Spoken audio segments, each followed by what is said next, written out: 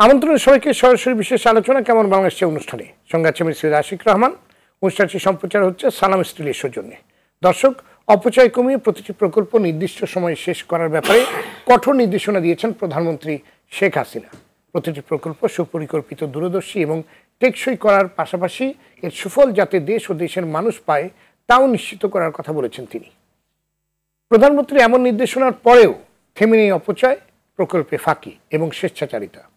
সম্প্রতি বনানী থেকে বিমানবন্দর পর্যন্ত রেড ডিভাইডার উন্নয়ন প্রকল্পে ঘটেছে তুগলকি এক কাণ্ড। কংক্রিটের তৈরি আগের ডিভাইডার রেখেই নতুন ডিভাইডার বানাচ্ছে নির্মাণকারী প্রতিষ্ঠান। ফাঁকি ঝুঁকির কোনো অন্ত নেই। তারপর লাগানো হচ্ছে গাছ, যে গাছ 2 দিনের বেশি, 2 মাসের বেশি বাঁচবে না কিংবা উপড়ে পড়বে। বিশেষজ্ঞরা বলছেন এতে কংক্রিটের কারণে গাছের শেকড় মাটির গভীরে পৌঁছবে না কিংবা ভিতরে যাবে না। একটু বড় হলেই বাতাসে হেলে পড়ে যাবে রাস্তার উপরে কিংবা দুর্ঘটনা ঘটবে অথবা গাছগুলো অতি দ্রুত মারা যাবে। সম্প্রতি সরকারি একটি বিদ্যুৎ প্রকল্পের কেনাকাটায় ধরা পড়েছে অস্বাভাবিক ব্যয়ের প্রমাণ। 14,500 টাকা মূল্যের 2টি পাইপ কাটার 92,99,000 টাকায় কেনা হচ্ছে, আর 1,668 টাকা দামের 2টি হাতুড়ি 1,82,000 টাকায় কেনা হচ্ছে। প্রধানমন্ত্রী বারবার প্রকল্পের মানে আপসহীন হওয়ার নির্দেশ দিলেও দেশের বিভিন্ন স্থানে সড়ক নির্মাণে অনিয়মের অভিযোগ উঠেছে সংশ্লিষ্ট ঠিকাদারি প্রতিষ্ঠানের বিরুদ্ধে। নির্মাণের কিছুদিনের মধ্যেই কিছু কিছু সড়কের বিটুমিন উঠে যাওয়ার ঘটনা উঠে এসেছে গণমাধ্যমের সংবাদে। সম্প্রতি তাপপ্রভাবে যশোর নড়াইল মহাসড়কের বিটুমিন গলে যাওয়ার ঘটনা দুদকের তদন্ত পর্যন্ত গড়িয়েছে। বিভিন্ন প্রকল্প বাস্তবায়নের মাঝপথে নকশা ও পরিকল্পনায় ত্রুটি, অপ্রয়োজনীয় প্রকল্প গ্রহণ এবং নানান অজুহাতে ব্যয় বৃদ্ধির ঘটনাও থেমে নেই। নেত্রকোনা, হবিগঞ্জ, রাঙ্গামাটি সহ দেশের বিভিন্ন স্থানে কোটি টাকা খরচ করে এমন কিছু ব্রিজ বানানো হয়েছে যেগুলো নেই সংযোগ সড়ক। কোথাও কোথাও ব্রিজ বানানো হয়েছে ফসলি মাঠের মাঝখানে। অনিয়মের এমন চিত্রকে সামনে রেখে দর্শক, আজ আমাদের আলোচনার বিষয় প্রকল্পে জবাবদিহিতার বাংলাদেশ চাই। আর এই বিষয়ে আলোচনার জন্য আজ RTVর স্টুডিওতে আছেন TVN 24-এর প্রধান সম্পাদক নাজমুল আশরাফ, বাংলাদেশ ইনস্টিটিউট অব প্ল্যানার্সের সাবেক সাধারণ সম্পাদক, বুয়েটের সাবেক শিক্ষক, নগর পরিকল্পনাবিদ খন্দকার M আনসার হোসেন, সাংবাদিক আব্দুর রহিম হারমাসি, অনলাইনে যুক্ত আছেন সড়ক পরিবহন ও মহাসড়ক বিভাগের সচিব ABM আমিনুল্লাহ নুরি, দুদকের আইনজীবী advocate Khurshid Alam Khan, Bangladesh supreme court bar অ্যাসোসিয়েশনের সম্পাদক সিনিয়র অ্যাডভোকেট শাহ মঞ্জুরুল হক এবং নগর পরিকল্পনাবিদ অধ্যাপক ডক্টর আক্তার মাহমুদ। দর্শক, চাইলে আপনিও আলোচনায় যুক্ত হতে পারেন, আপনার মতামত প্রশ্ন জানাতে পারেন। এই জন্য ফোন করুন স্ক্রলে দেখানো নম্বরে। মূল আলোচনায় যাওয়ার আগে আমরা একটি ছোট্ট প্রতিবেদন দেখে নেব।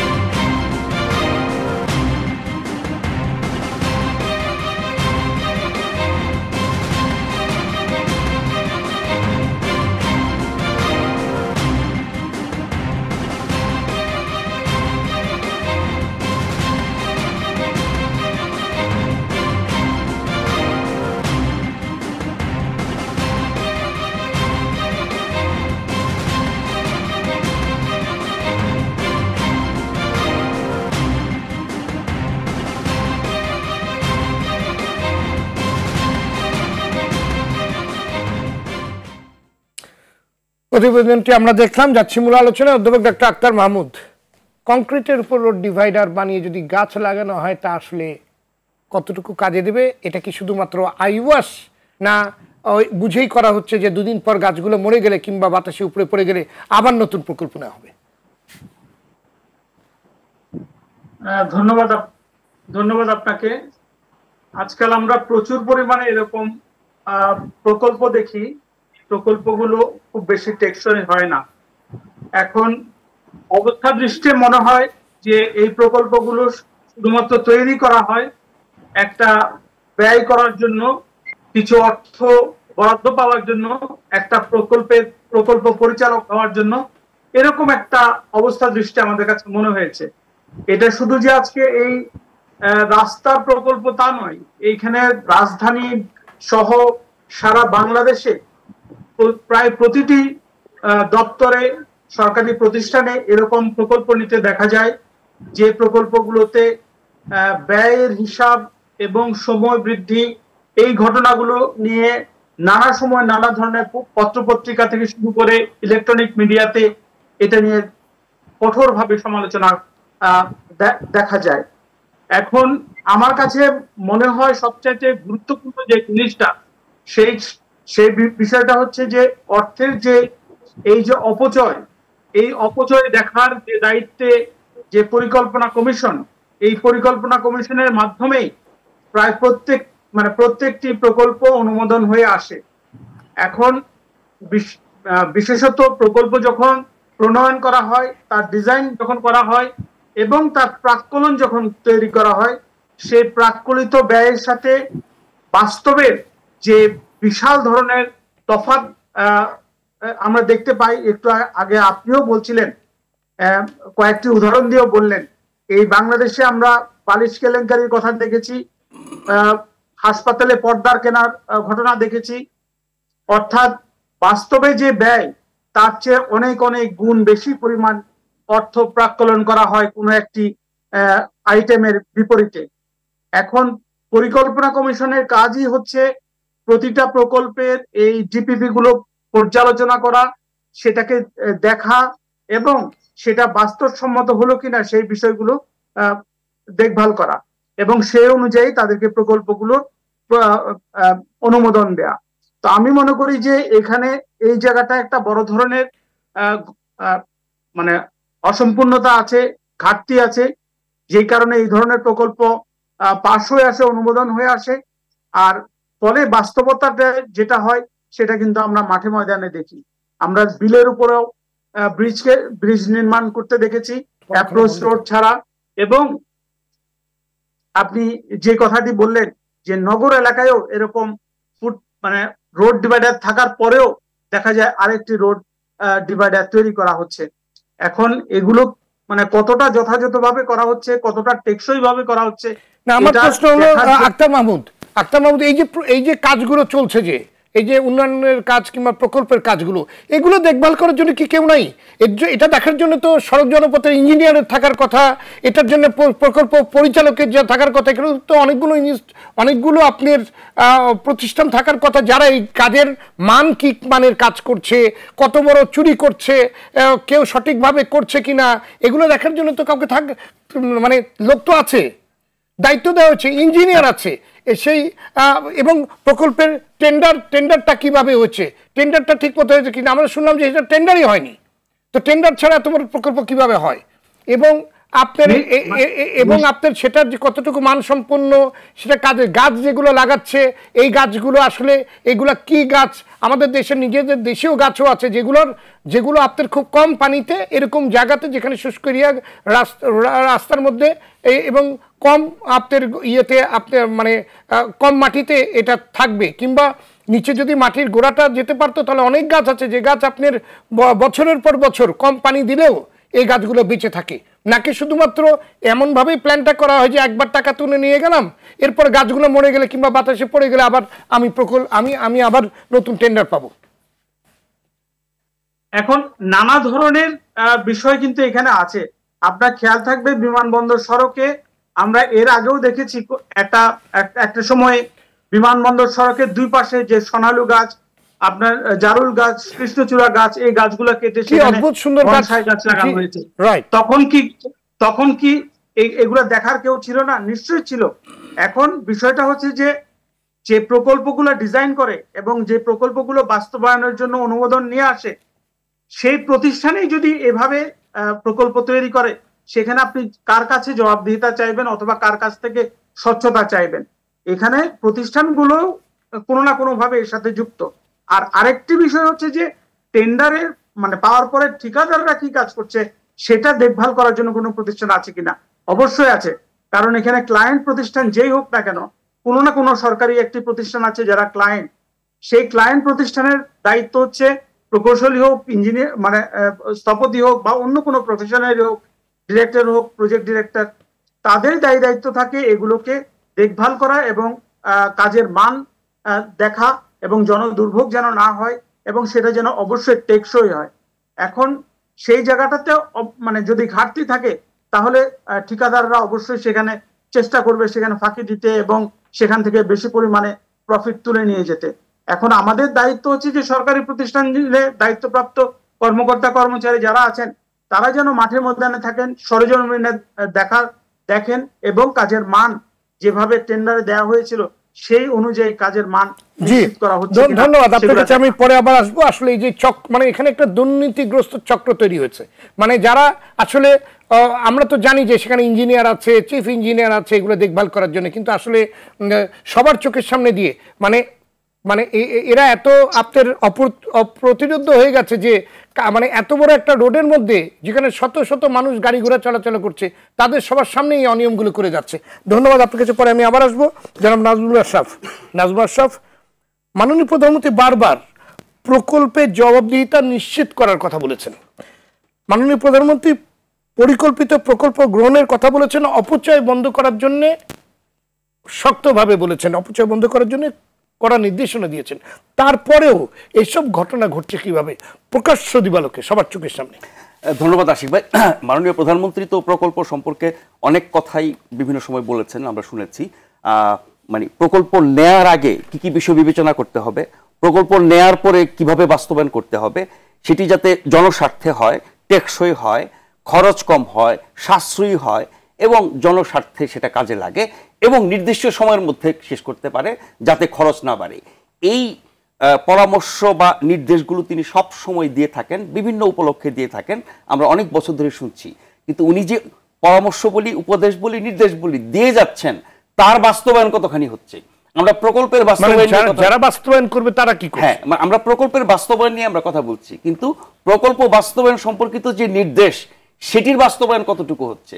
যদি সব ক্ষেত্রে হতো তাহলে প্রকল্প নিয়ে এত প্রশ্ন উঠতো না। আসলে বাংলাদেশে আমরা যদি কি পরিমাণ দুর্নীতি হয় সরকারিভাবে, প্রশাসনে, রাজনৈতিক ব্যক্তিত্বরা, আমলারা, ব্যবসায়ীরা, অনেক পক্ষকে আমরা দায়ী করি, কিন্তু এই দুর্নীতির ধরন এবং উপায় সম্পর্কে যদি আপনি বলেন তাহলে বলতে হবে যে প্রকল্প হচ্ছে বাংলাদেশে দুর্নীতির একটা বড় উপাদান, বড় সুযোগ, বড় ক্ষেত্র। অনেক ক্ষেত্রে হয়তো এটা সবচেয়ে বড় ক্ষেত্র এবং সেই প্রকল্প আপনার ফুটপাত সৌন্দর্যকরণ থেকে শুরু করে, ডিভাইডার বানানো থেকে শুরু করে বা ডিভাইডার পরিবর্তন করা থেকে শুরু করে, গাছ লাগানো থেকে শুরু করে একেবারে মেগা প্রকল্প যেগুলোকে আমরা বলি, কোটি কোটি টাকার প্রকল্প, সব ক্ষেত্রেই কিন্তু আপনি এই জিনিসগুলো পাবেন যে অনিয়ম হচ্ছে, দুর্নীতি হচ্ছে, চুরি হচ্ছে, খরচ বেশি হচ্ছে, সময় বেশি লাগছে এবং কাজ ঠিক মতো হচ্ছে না, মানের ঘাটতি হচ্ছে। এইগুলো দেখভাল করার কর্তৃপক্ষ কারা? যারা প্রকল্প বাস্তবায়ন করছেন, যারা প্রকল্প অনুমোদন করছেন, নাকি যারা মানে নীতি নির্ধারণ করছেন? কোনো না কোনো পক্ষে তো দায় আছে, সেগুলো আমরাকে। এই যে রাস্তাঘাটের কথা আপনি বললেন যে কেমন রাস্তা বানায়, পিচ খুলে যায়, আমরা আজকে ডিভাইডার দিলাম, কালকে সেটা ভাঙলাম, পরশুদিন চ্যাপ্টা করলাম, তারপরে খাড়া করলাম, তারপরে ডাবল করলাম, তারপরে সিঙ্গেল করলাম, একবার গাছ লাগালাম, একবার গাছ কাটলাম। তার মানে আপনি যত নতুন নতুন উপায় নিয়ে আসবেন, প্রকল্প নিয়ে আসবেন, ততই আপনার পয়সা। এবং এই প্রকল্পগুলো কারা উদ্ভাবন করছেন? মানে প্রকল্প তো একটা জায়গা থেকে শুরু হয়, সংশ্লিষ্ট মন্ত্রণালয় বা কর্তৃপক্ষ প্রকল্প প্রজেক্ট পেপার সাবমিট করেন, প্রজেক্ট কনসেপ্ট পেপার সাবমিট করেন, নানান প্রক্রিয়ায় সেটি একেবারে ধরেন মন্ত্রিসভা হয়ে, পরিকল্পনার কমিশন হয়ে এটা পাস হয়, তারপরে সেটা ওয়ার্কআউট করা হয়, টেন্ডারের মাধ্যমে দেওয়া হয়, তারপরে সেগুলো বাস্তবায়ন হয়। সেই বাস্তবায়ন আবার সরকার কর্তৃপক্ষ মনিটর বা পর্যবেক্ষণ করেন নিবিড়ভাবে। এত কিছুর ব্যবস্থা থাকার পরও যখন প্রকল্পের ক্ষেত্রে এই অনিয়ম দুর্নীতিগুলো হয়, তার মানে এখানে সংশ্লিষ্ট সবার দায় আছে, সবার দুর্নীতি সমান না হয়তো, সবার দোষ হয়তো সমান না, কিন্তু কোনো না কোনো ভাবে তো দায় আছে, তারা কিভাবে হবে। আমি শেষ করি আপাতত, এই যে আমরা নানা রকমের প্রকল্প, হাস্যকর প্রকল্প আমরা অনেকগুলো নিয়ে আলোচনা করছি, বিভিন্ন সময় ঘাস কাটা, খিচুড়ি খাওয়া, প্রকল্প তো লাগবে দেশের উন্নয়নের জন্য অবশ্যই, এবং অবকাঠামো তৈরি করার জন্য তো প্রকল্প করতে হবে। হ্যাঁ, প্রকল্পের বিকল্প নাই। আপনি যখন দেশের উন্নয়ন করবেন, অবকাঠামো উন্নয়ন করবেন, মাননীয় প্রধানমন্ত্রী যে কথা বলছেন সেটা টেকসই করতে হবে। এক্স্যাক্টলি। কিন্তু এই প্রকল্প সংক্রান্ত যত অনিয়ম দুর্নীতি, সেগুলোর ব্যাপারে কেন সরকার কঠোর হতে পারছে না বা হচ্ছে না, তার একটা কারণ হতে পারে যে যারা এই অন্যায় অপরাধগুলো করছেন, দুর্নীতিগুলো করছেন, তাদের উপরে সরকারের নির্ভরশীলতা আছে, অথবা কোন রকমের মানে স্বার্থ সংশ্লিষ্ট ব্যাপার আছে, বা আমরা এই যে আমলাতন্ত্র, প্রশাসন, বিভিন্ন কর্তৃপক্ষ, সরকারি এজেন্সি, রাষ্ট্রীয় বাহিনী, প্রাতিষ্ঠানিক ব্যর্থতা এবং সাংবিধানিক প্রতিষ্ঠানের ভূমিকা নিয়ে অনেক কিছু বলি। এই সব কিছু মিলিয়ে যদি আপনি বলেন, যারা দেশ পরিচালনা করে জনগণের প্রতিনিধি হিসেবে, রাজনীতিবিদরা যারা নির্বাচিত হয়ে দেশ চালান জনগণের ক্ষমতা নিয়ে, তারা যদি তাদের কাছে ধরা থাকে, খাঁটি বাংলায় ধরা থাকে, তাহলে কঠোর ব্যবস্থা নিতে হবে। ধন্যবাদ জনাব আমিনুল্লাহ নূরী। মাননীয় প্রধানমন্ত্রী যে কোনো প্রকল্প নির্দিষ্ট সময়ের মধ্যে শেষ করার নির্দেশ দিয়েছেন, অপচয় বন্ধ করার নির্দেশ দিয়েছেন। মাননীয় প্রধানমন্ত্রী এই নির্দেশনা বাস্তবায়নের দায়িত্বপ্রাপ্তরা কি করছে আমরা শুনবো। তার আগে একটি বিরতি নিতে হবে, বিরতির পরে এসে আপনার কাছ থেকে এই প্রশ্নের উত্তরটি আমরা খুঁজবো। দর্শক, সালাম স্টিল কেমন বাংলাদেশ অনুষ্ঠান নিচ্ছে একটি বিরতি, ফিরে আসছে অল্প সময়ের মধ্যেই, সাথেই থাকুন।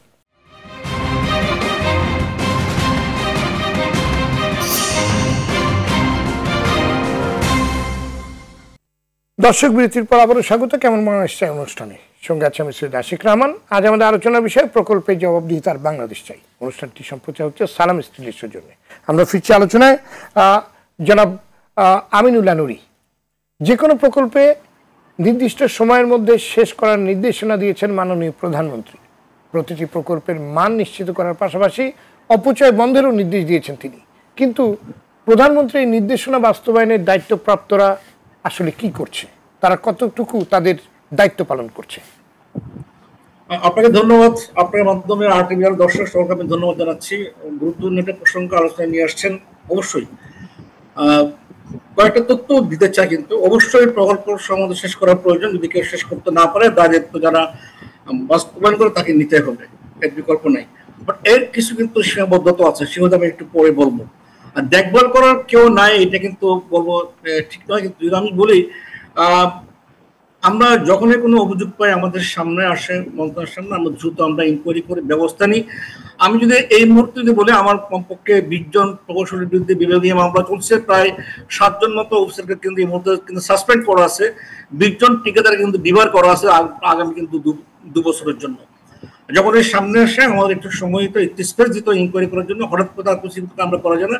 অবশ্যই দেখবার বিষয় আছে, আমরা দেখি, আইএমইডি দেখে, আমাদের প্রধান কৌশলী ওনারা দেখেন, মাঠ পর্যন্ত কিন্তু কাজ করেন। এটাই টেন্ডার ছাড়া কাজ না করার কোনো সুযোগ নাই কোনো অবস্থাতেই।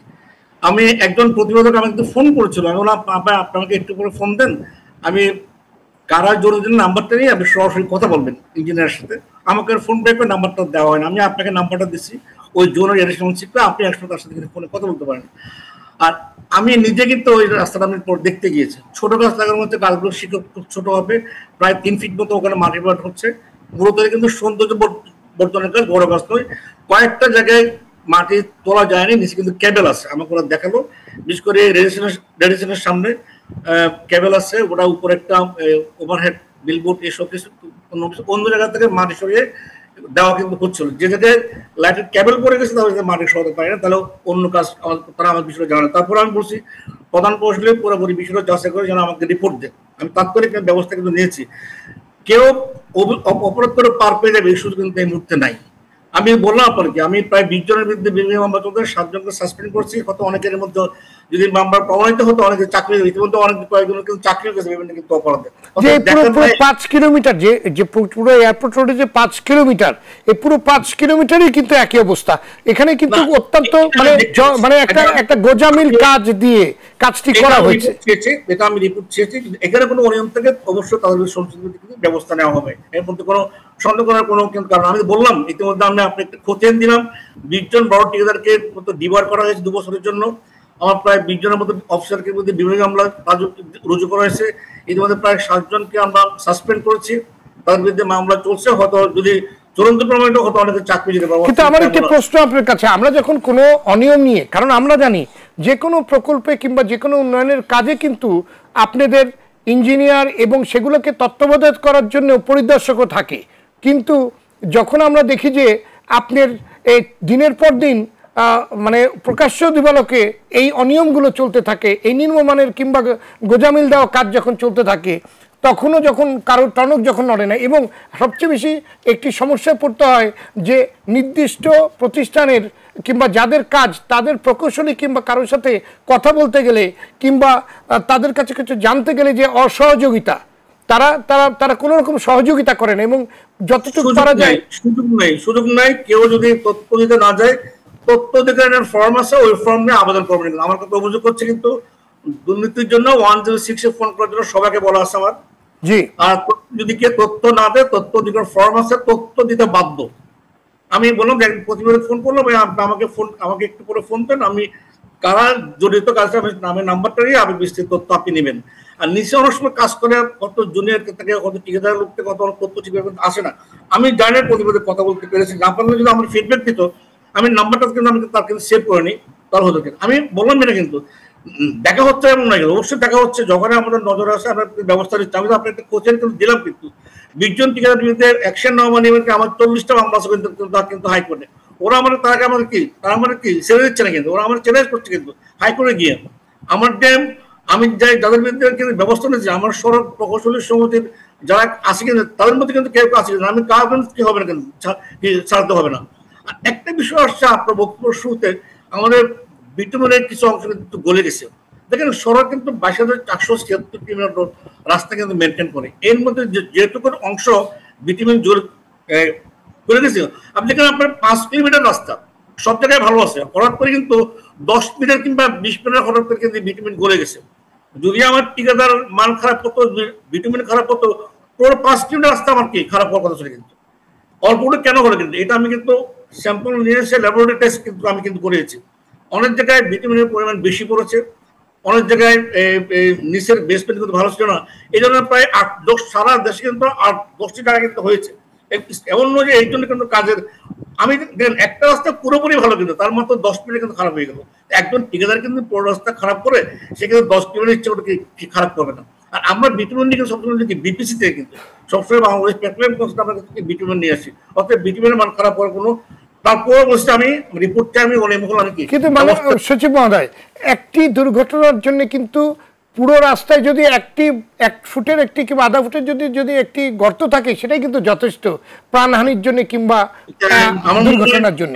আমার মনে উচিত ছিল যারা সংবাদ প্রকাশ করে তাদের পরে 2 দিন পরে আবার একটা ফলো আপ রিপোর্ট করা, যেদিনে হয়েছে কিন্তু তারপরে আমরা ঠিক করেছি। কিন্তু ফলো আপ রিপোর্টটা দিলে হয়তো এই ভুলটা কিন্তু থাকতো না। কিন্তু আর এমন কিন্তু ইঞ্জিনিয়ার সাহেবরা রিপোর্ট করে সেই রিপোর্টে মিডিয়াতে কিন্তু পাঠিয়েছে যেন এগুলি এই অস্পরতা কিন্তু দূর হয়।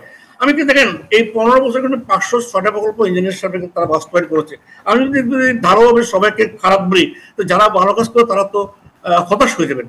যারা খুশি করে না, আমরা ঢালাওভাবে কোনো জায়গাতেই আমরা কাউকেই খারাপ করি না। আমরা কিন্তু অলরেডি ব্যবস্থা নিচ্ছি, কিন্তু আমি এই জন্য ব্যবস্থা নিচ্ছি। যখন অভিযোগ পাচ্ছি আমরা ব্যবস্থা নিচ্ছি। এবং কিন্তু অভিযোগ আপনার পত্রপত্রিকা দেখছেন, কিন্তু অভিযোগগুলো কি আমি যে বললাম রিসেন্টলি আমরা এই বিদ্যুৎ অ্যাকশন নিয়েছি। এমন যদি তদন্ত আরো একটু সামনের দিকে কঠোর প্রমাণিত হয়, এটা আমাদের অন্য জায়গায় আমরা কিভাবে কিন্তু রেফার করে দেবো। এটা ঠিক নয় যে আমরা তদন্ত কিন্তু করছি না। যখন এই অভিযোগ পাই তাৎক্ষণিক কিন্তু আমি আমার একটা এই মুহূর্তে আমি কিন্তু ঠিক অনেক সময় চেন কিন্তু আমি না, আমি যদি ফিল্ডে আমি তাৎক্ষণিক ফিল্ডে ফোন দিই, এটা আমাকে তাৎক্ষণিক আমাদের কিন্তু ফিডব্যাক দেবো। আমার মধ্যে এই ফিডব্যাক দেয়। আমরা চেষ্টা করছি যেখানে স্ক্রিন করানো সেই স্ক্রিন করে আনার জন্য, কাউকে ছাড় দেবো না। যদি কেউ নিয়ম করে সবার বিরুদ্ধে আমরা কিন্তু ব্যবস্থা নেব। আর প্রকল্প দেরি হয়ে কিন্তু বিভিন্ন কারণ থাকে। আমি যদি বলি ভূমি অধিগ্রহণ একটা অন্যতম একটি কারণ। আমি কিছু কিছু নজির এমন আছে, উল্লেখ বলে যদি আমাকে যদি আপনি স্বর্ণ দিয়ে মুড়িয়ে দেন, আমি আমার জায়গা ছাড়বো না। নীলফামারী থেকে একটা রাস্তাটা আমরা কিন্তু করতে পারিনি, মানুষ সংসদের মধ্যে নিজে কিন্তু এবারে ইনভলভ হয়ে যায়, জায়গা মধ্যে কিন্তু দিতে পারেন। তখন দেখে লোকটাই বুঝিয়ে আমরা জায়গাটা নিতে আমরা পারি কিনা।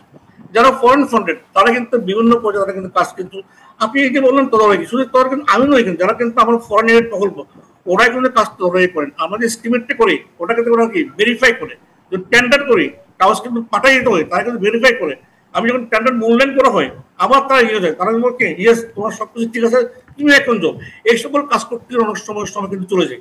ওয়ার্ল্ড ব্যাংক কিন্তু 4টা বোর্ডে তাদেরকে মূল্যায়ন করে, ওয়ার্ল্ড ব্যাংক এবং প্রত্যেক দাস হয় জায়গা কিন্তু প্রায় অনেক সময় তাদের কনসার্ন আসলে ওদের প্রায় 1 বছর লেগে ওরা সব কিছু দেখে ওরা কিন্তু আমাদের কি কনসার্ন দেয়। অর্থাৎ দাদা সংস্থারা দেখেন, আইএমডি দেখে, আমরা দেখি, সিনিয়র ইঞ্জিনিয়ার দেখে, আমি বলবো সব মানুষ কিন্তু ভালো। যদি সব ভালো হতো তাহলে আমি কেন নিজের আমি ডিপি করলাম, আমি কেন সাসপেন্ড করলাম, নিশ্চয়ই কেন কিন্তু খারাপ আসে কিন্তু আমি অবশ্যই করবো না, বাট আমরা ব্যবস্থা কিন্তু নিচ্ছে, দেখার লোক কিন্তু আছে, এটা আমার বক্তব্য। জি জি সচিব মহোদয়, আমাদের এখানে কিন্তু একটি সমালোচনা কিংবা আলোচনা আছে যে আমাদের এখানে প্রকল্প বাস্তবায়নের ব্যয়টা কিন্তু বেশি, বিভিন্ন কারণে আমাদের ব্যয়টা একটু বেশি হয়, কিন্তু এই ব্যয়তেও অসুবিধা ছিল না, কিন্তু মানসম্পন্ন বাস্তবায়ন হওয়ার পরে সেটা নিখুঁত হচ্ছে না এবং দেখা যাচ্ছে বিভিন্ন জায়গায় আপনারা হয় নকশায় ভুল, নাহলে পরে আপনার ঠিক মতো হয়নি, এমনি সময় মতো তো অনেক বেশিরভাগ ক্ষেত্রে সময় মতো আপনার জিনিসটা শেষ হয় না এবং জিনিসটা কিন্তু একেবারে নিখুঁতভাবে আমরা পাই না। এই সমস্যাটা হওয়ার কারণ কি? কারণ টাকা বেশি লাগুক কিন্তু তারপরে তো জিনিসটা টেকসই কিংবা নিখুঁত হতে হবে, সেটা পাচ্ছি না কেন আমরা? আমি আপনাকে একটু আমি এই সড়ক মহাসড়ক বিভাগ রোস্টেন হাইওয়ে 22,476 রাস্তা তারা কিন্তু মেনটেন করে, এর মধ্যে আপনি খারাপ পাচ্ছেন, যেখানে খারাপ পাচ্ছে সেখানে আমি কিন্তু ব্যবস্থা নিচ্ছি।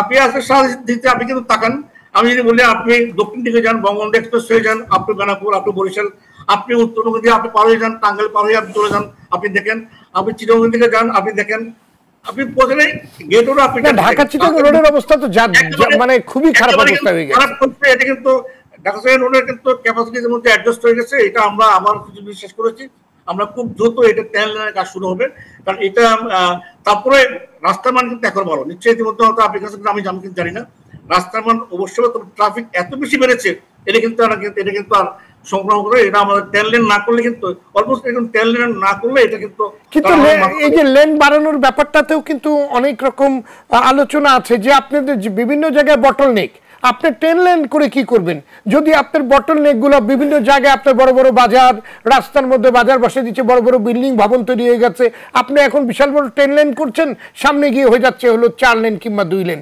তাতে তো আসলে এই যে ঢাকা চিটাগং রোড হলো সবচেয়ে বড় এখানে উদাহরণ। ঢাকা চিটাগং রোডে যদি আমাকে বলতেন স্পেসিফিক আজকে নিশ্চয় আমি যেমন আপনাকে একটা উদাহরণ দিই, এই কুমিল্লা পদুয়া থেকে আপু চমোহনী আমরা একটা রাস্তার কাজ কিন্তু বটলনেক দেখে শেষ করতে হয়েছে মামলার কারণে, প্রকল্পের আর্থ বাড়ানো যাচ্ছে না অনেকবার, শেষ পর্যন্ত আমরা এটা ওই অংশটুকু বটলনেক দেখে রেখে মাননীয় মন্ত্রী ভদ্রলোককে দেখে বসছে আপনার যা চাওয়া ফিল আপ করা হবে আপনি জায়গাটা দিয়ে দেন।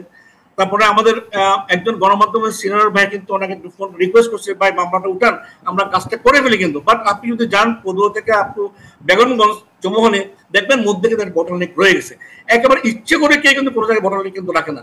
আপনি যদি প্রত্যেকটা প্রকল্প যদি আপনি স্পেসিফিক ধরলে কেন তা আপনি বলা যাবে কিন্তু কেন কাজটা কিন্তু আপনি জাজিরা থেকে শরীয়তপুরের ভিতরে আমার সাবেক মাননীয় উপমন্ত্রী নিজে গিয়ে ওই ভদ্রলোককে বলে উনি মানে এই জায়গাতে আমার জন্ম বাপের জন্ম আমি ছাড়বো না, ব্রিজ কিন্তু হয়ে গেছে কিন্তু এপোজ করা যাচ্ছে না, বলে ওই লোককে উনি ছাড়া হতো আমরা কিন্তু পারতাম না, বলে আমাকে প্রতিফলন দিলে আমি এখান থেকে আমি সরবো না। অনেকগুলো সমস্যা স্পেসিফিক কিন্তু আছে, মাননীয় সচিব ঢালাও না করে স্পেসিফিক বললে হয়তো কারণ থাকতে আমরা ব্যাখ্যা করতে পারবো। মাননীয় সচিব আপনাকে আন্তরিকভাবে ধন্যবাদ জানাই, আপনি বোঝাই যাচ্ছে আপনার কথা যে আপনি নিজ উদ্যোগে আপনি অনেকগুলো জায়গায় চেষ্টা করছেন এবং আপনি মানে যতটুকু সম্ভব স্বচ্ছতা কিংবা কাজের গতি বাড়ানোর জবাবদিহিতার জায়গায় আপনি নিশ্চিত করার চেষ্টা করছেন, কিন্তু আমার প্রশ্ন হলো আপনি যেভাবে চেষ্টা করছেন সেটা কি, আমি ঢালাওভাবে বলছি না যে কেউ যে করছে না, আপনি করছেন, কিন্তু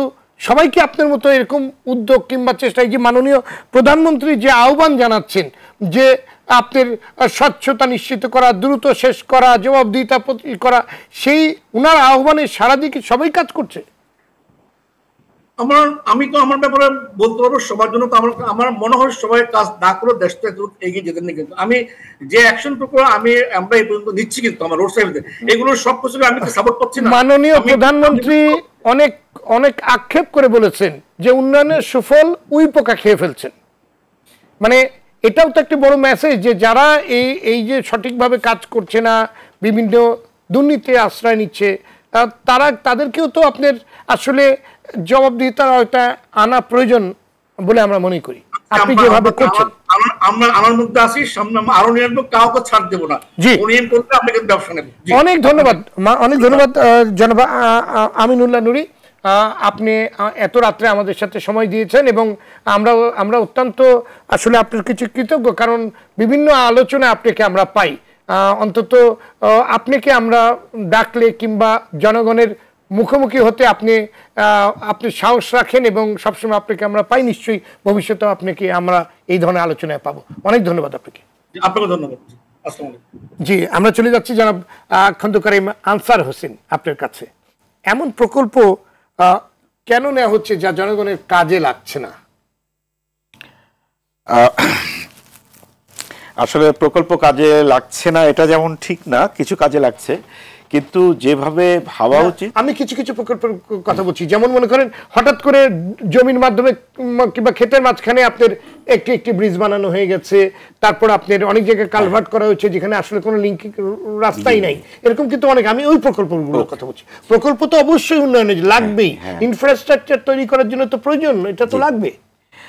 ধন্যবাদ আপনাকে। এইখানে আপনি আসলে যেদিকে ইন্ডিকেট করেছেন সেটা এভাবে আসা যায় যে একটা প্রকল্প নেয়ার থেকেই যদি আপনি কাজ শুরু করেন তাহলে এক ধরনের সমস্যা হয়। আমরা যারা পরিকল্পনার সাথে এবং ধরেন রিজিওনাল প্ল্যানের সাথে জড়িত, আঞ্চলিক পরিকল্পনার সাথেও জড়িত পড়ালেখার সুবাদে, তো আমরা দেখছি যে প্রকল্পগুলো আমরা যখন নাকি ন্যাশনাল এবং রিজিওনাল প্ল্যান করি, সিটি প্ল্যান করি, তার ভিতরে প্রকল্পগুলোর জন্ম হয়। মানে ওটা করতে যে আমরা কিছু ডিসিশন করি, সেই ডিসিশনের আউটপুট হিসেবে অনেকগুলো প্রকল্পের জন্ম হয়, তখন প্রকল্পটাকে ডিটেইল করার নিয়ম। কিন্তু আনফর্চুনেটলি আমাদের এখানে যে সমস্যাটা শুরু থেকে দেখবেন, আপনার টক শোতে আমি হয়তো অনেকবার বলেছি যে জিনিসটা আপনি একটু আগে ইন্ডিকেট করেছেন, ঢাকা চিটাগং হাইওয়ে 10 লেন বলেছেন যে ওনারা 4 লেন করেছিলেন কিছুদিন আগে, আমরা জানি মহাসমারোহে 4 লেন হয়েছিল এবং আমরা এখনই শুনছি যে এটা চোখড হয়ে গেছে, এখন 10 লেন লাগবে। আর কয়দিন পরে আপনি শুনবেন অথচ এই 4 লেন কিংবা 6 লেনের মধ্যে কিন্তু গাড়ি চলতে পারে না। আপনি দেখবেন এগুলা ঢেউয়ের মতো হয়ে গেছে, ওটাতে এবং তাহলে তো মানসম্পন্ন তৈরি করা হয়নি, কারণ সেগুলো তো আপনার পৃথিবীর উন্নত দেশগুলোতে তো আপনার 15 টন 16 টনের গাড়ি পর্যন্ত। আরেকটা মজার জিনিস হচ্ছে যে আপনি কয়দিন আগে প্রকল্পটা করেছেন, একটা প্রকল্পের বয়স কত হবে? এই ধরনের যেগুলো ন্যাশনাল হাইওয়ে, তার বয়স আমরা মিনিমাম 50 থেকে 100 বছর ধরে নিয়ে কাজ করার নিয়ম। আমাদের মধ্যে মেইনটেনেন্স থাকবে, বাট জেনারেলি এটা 50 থেকে 100 বছরের জন্য এটা একটা হিসেব করতে হয়। সেখানে আমরা ধরেন হার্ডলি 20 বছরের মধ্যে এটাকে বললাম যে এটা চোখড হয়ে গেছে, আমাদের আরো 6টা লেন লাগবে। তাহলে আমরা যখন এটাকে চিন্তা করেছিলাম, অর্থাৎ প্ল্যানিং করেছিলাম, সেই জায়গায় আমাদের মারাত্মক রয়ে গেছে। কিন্তু আনফর্চুনেটলি আসল ঘটনাটা কোথায় জানেন? ওই প্ল্যানিংটাই আমরা করি না, আমরা সরাসরি প্রকল্প করেছিলাম। এখন আমরা 10 লেন বলছি, এটা কোন হিসাবে 10 লেন লাগবে এটা কিন্তু আমরা বলছি না।